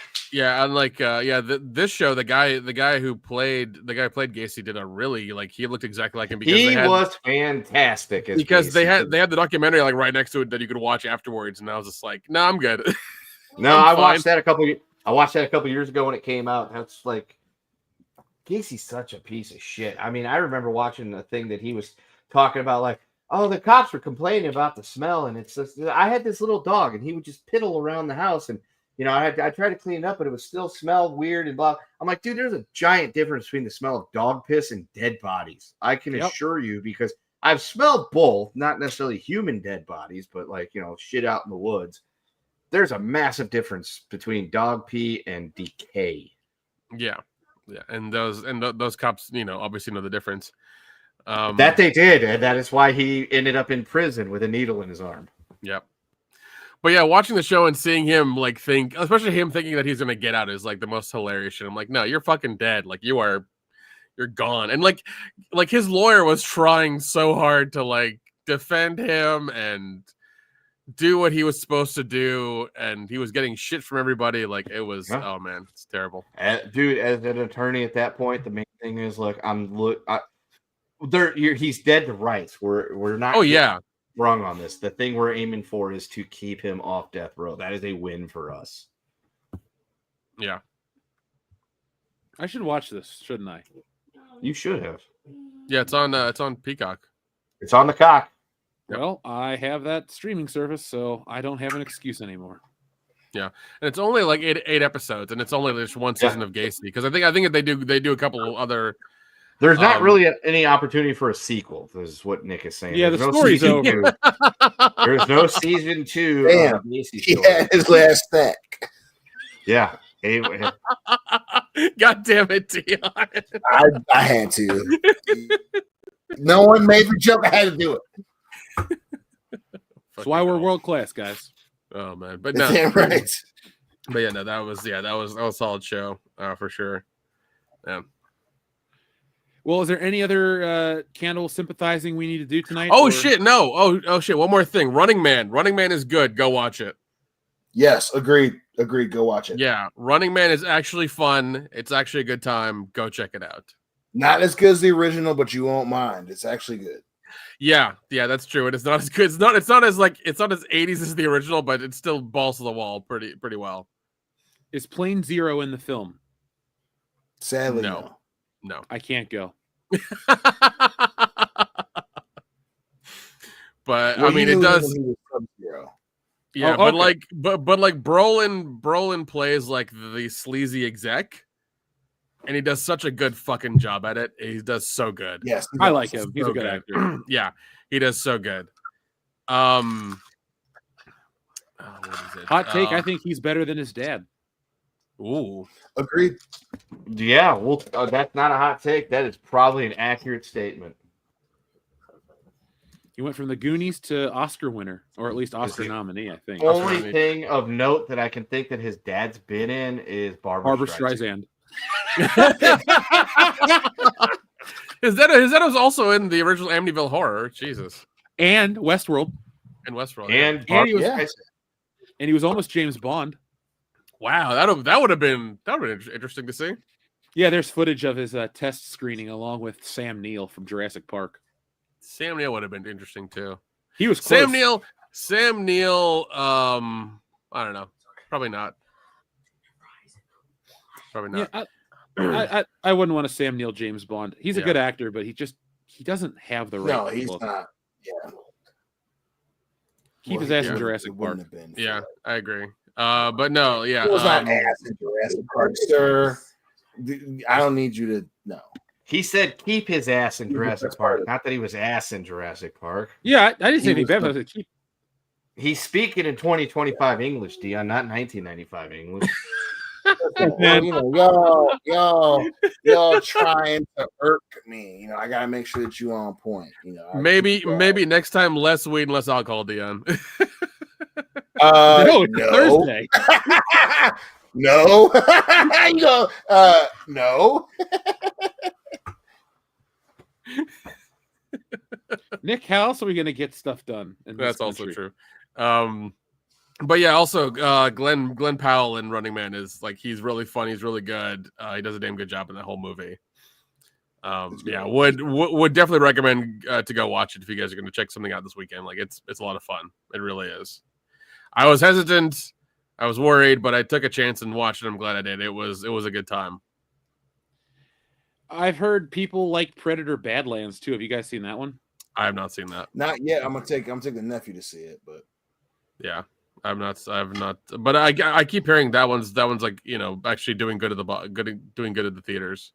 So yeah, I heard it's. I had read that it beat the original in terms of like an opening weekend and stuff. But oh geez, it's also a 40-year-old movie, roughly 38-year-old movie. So I mean, with inflation, it's not hard to beat.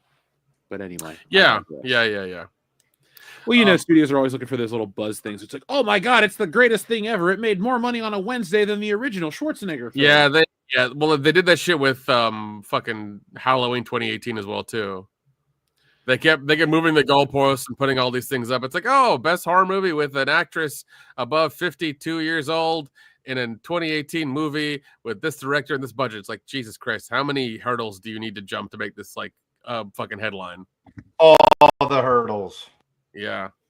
Don't trip on yourself. Yeah, it was. Yeah, they were really trying to make it a thing. But yeah, like I said, Running Man, go check it out. It's the 80s action movie you want to watch nowadays for sure. All right. Well, I have my Regal pass that I keep for some damn reason, even though I only go to the movie like once every 3 months now. So yeah. Well, no, I remember hearing that like October was the worst month has been the worst month for movies ever because nobody went at all apparently. What do you expect when everything is shit? It's not for me. Oh no. Yeah, you have no argument for me on that. It's utter shit.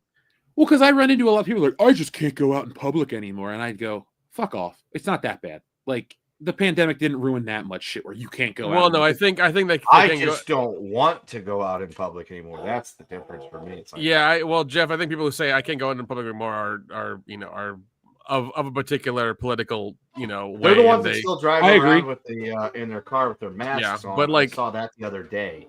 Yeah, God. Like I spent a good chunk of change to go to the Buried Alive Film Festival here in Atlanta, and it was great. I saw a bunch of weird shit and drank and had a good time, and it was a wonderful weekend. That was entirely worth it. I wish we had shit like that in Cincinnati. Yeah, I'm surprised you guys don't have any film festivals up there. Maybe we should create one. Yeah, you should. The Skyline Chili Film Festival. Yes. The Cincinnati International Film Festival.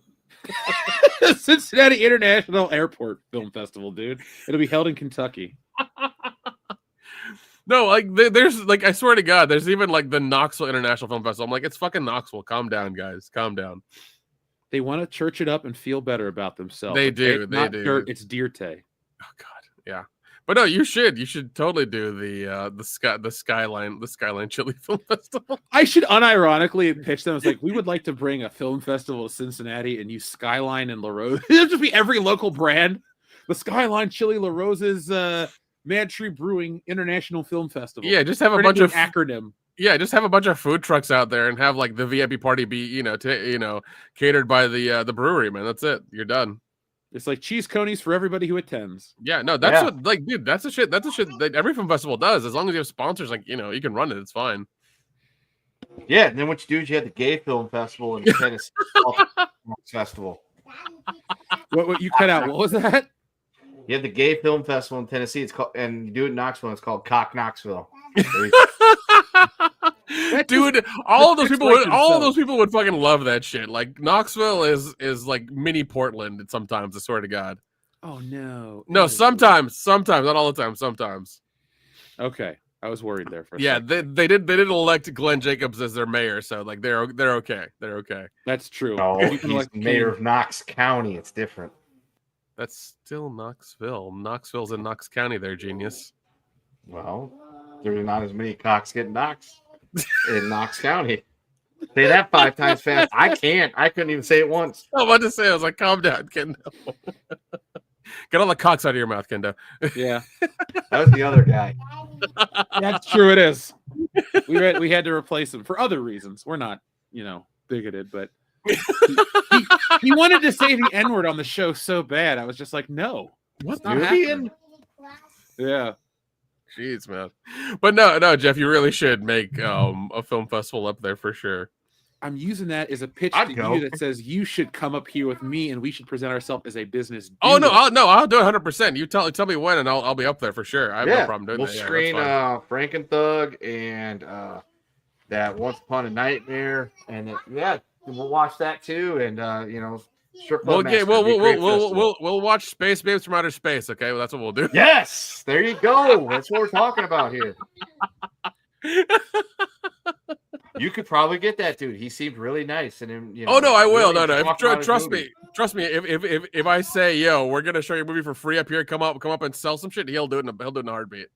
In a heartbeat for sure. There you go.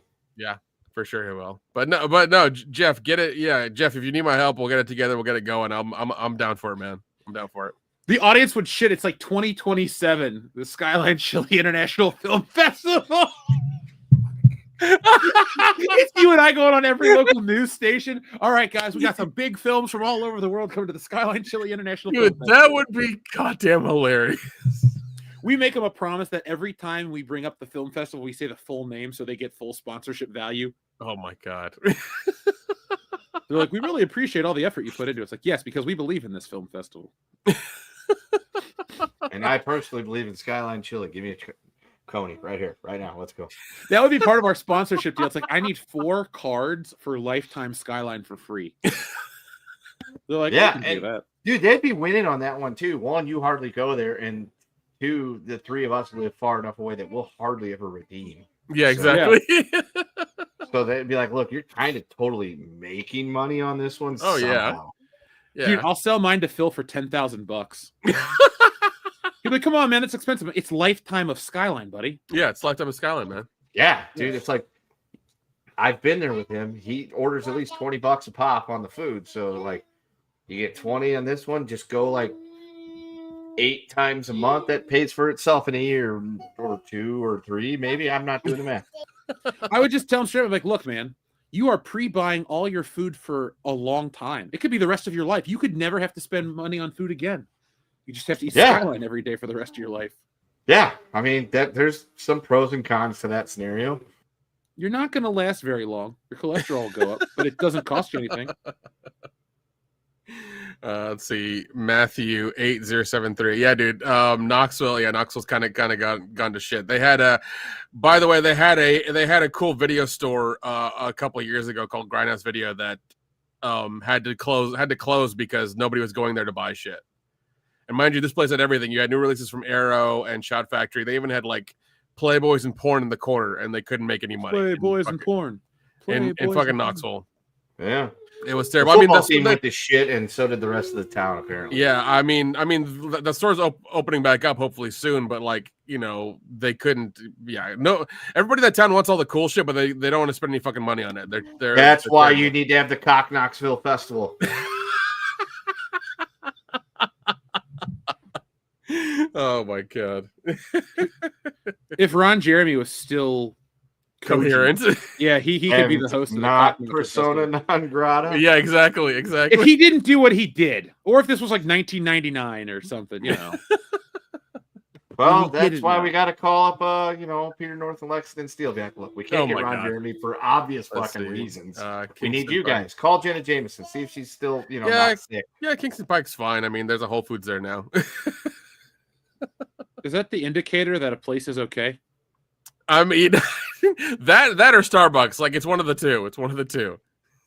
People at my local Starbucks suck because they're all inside of Kroger's. Yeah. Well, Starbucks is closing like 500 locations nationwide because nobody wants to go there anymore. I wonder why you don't want to go and get overpriced coffee, and they have mold in their machines too. Oh yeah. Like, I mean, yeah, no, nobody, yeah. Like, I'm lucky. I have like 3 local ones near me, so like I can go over there and get whatever I want. So I mean, I drive past the Starbucks to go to Dutch Brothers. I've heard Dutch Brothers is coming up. Yeah. Brothers is good. I've had it in Washington. That's Yeah, always there's my thing, man. Coffee in every yeah. city I go to. Oh yeah. Dutch Brothers is slowly taking over Starbucks. It's happening, but we have yeah, a drive-through place called Big B. They're legit. Big B's another one that's coming up. There's even a Chinese one coming up in the US that's doing pretty well apparently. Did you know Big B used to have a racially insensitive name and they had to change it? Yes, you've mentioned it on the show. Yeah, I think Okay. you have. You have mentioned on the show, yeah. Good old. Just say it has to do with what they grind up to make the coffee with ers on the end of it. Yeah, I have. Yeah. Dion knows because we used to in college. There would be these big billboards that said Beaner's Coffee. You're like, what the fuck? You're like, isn't that horchata? Oh, goddamn, Kendra, goddamn. I think we've reached enough racial insensitivity for one evening. This is the world of the. I mean, we could always go further. I mean, we could. Let's save it for Patreon, boys. Let's get ourselves canceled off Patreon. Yeah, be like, hey, tune into Patreon for $10 level. You can hear every racial slur we can find. Yeah, we'll talk about curses and we'll make up a few new ones too. Yeah, might as well. Well, we all have problems with the people of Easter Island. They're just the worst. So, folks, thank you for watching. We'll be back next time with more. There's a video out. Make sure you guys check that out to support the channel. I will be back on Saturday with another video. And then next week, we will not be here for Thanksgiving, but there is a Tuesday night show. So join us live if you need your world-class content fix. We know you do. We know you love us. And if this video gets what I say, 200 likes, we'll go do a Black Friday stream where we go out and I'll just stream on Black Friday from stores. I'll do an Ollie's live stream. You guys can tell me some shit to pick up. I'll tell you this too. If you send in super chats, I'll buy the shit you tell me to buy, and then we can either donate it or destroy it or do something with it. But well, you can always put it in the Toys for Tots bins. Well, remember, we always donate to Toys for Tots, but I like to give them good stuff because like they're kids that have a crap life. I don't want to give them crap toys. We don't want to give them unwanted Star Wars toys, Nick. That's true. Now, I will say, though, they have good wrestling figures there. So, like, if a kid got LA Knight or The Rock, I don't think that's a bad gift. Oh, no. Yeah, that's a good buy. Yeah, you can just buy a bunch of wrestling figures and put them in the Toys for Tots bin. You can lay the smack down. There you go. All right, folks. Thank you for watching. Until next time, happy Thanksgiving. And, of course, be smart, be safe, be cool, and always be excellent to each other. .com. Yes.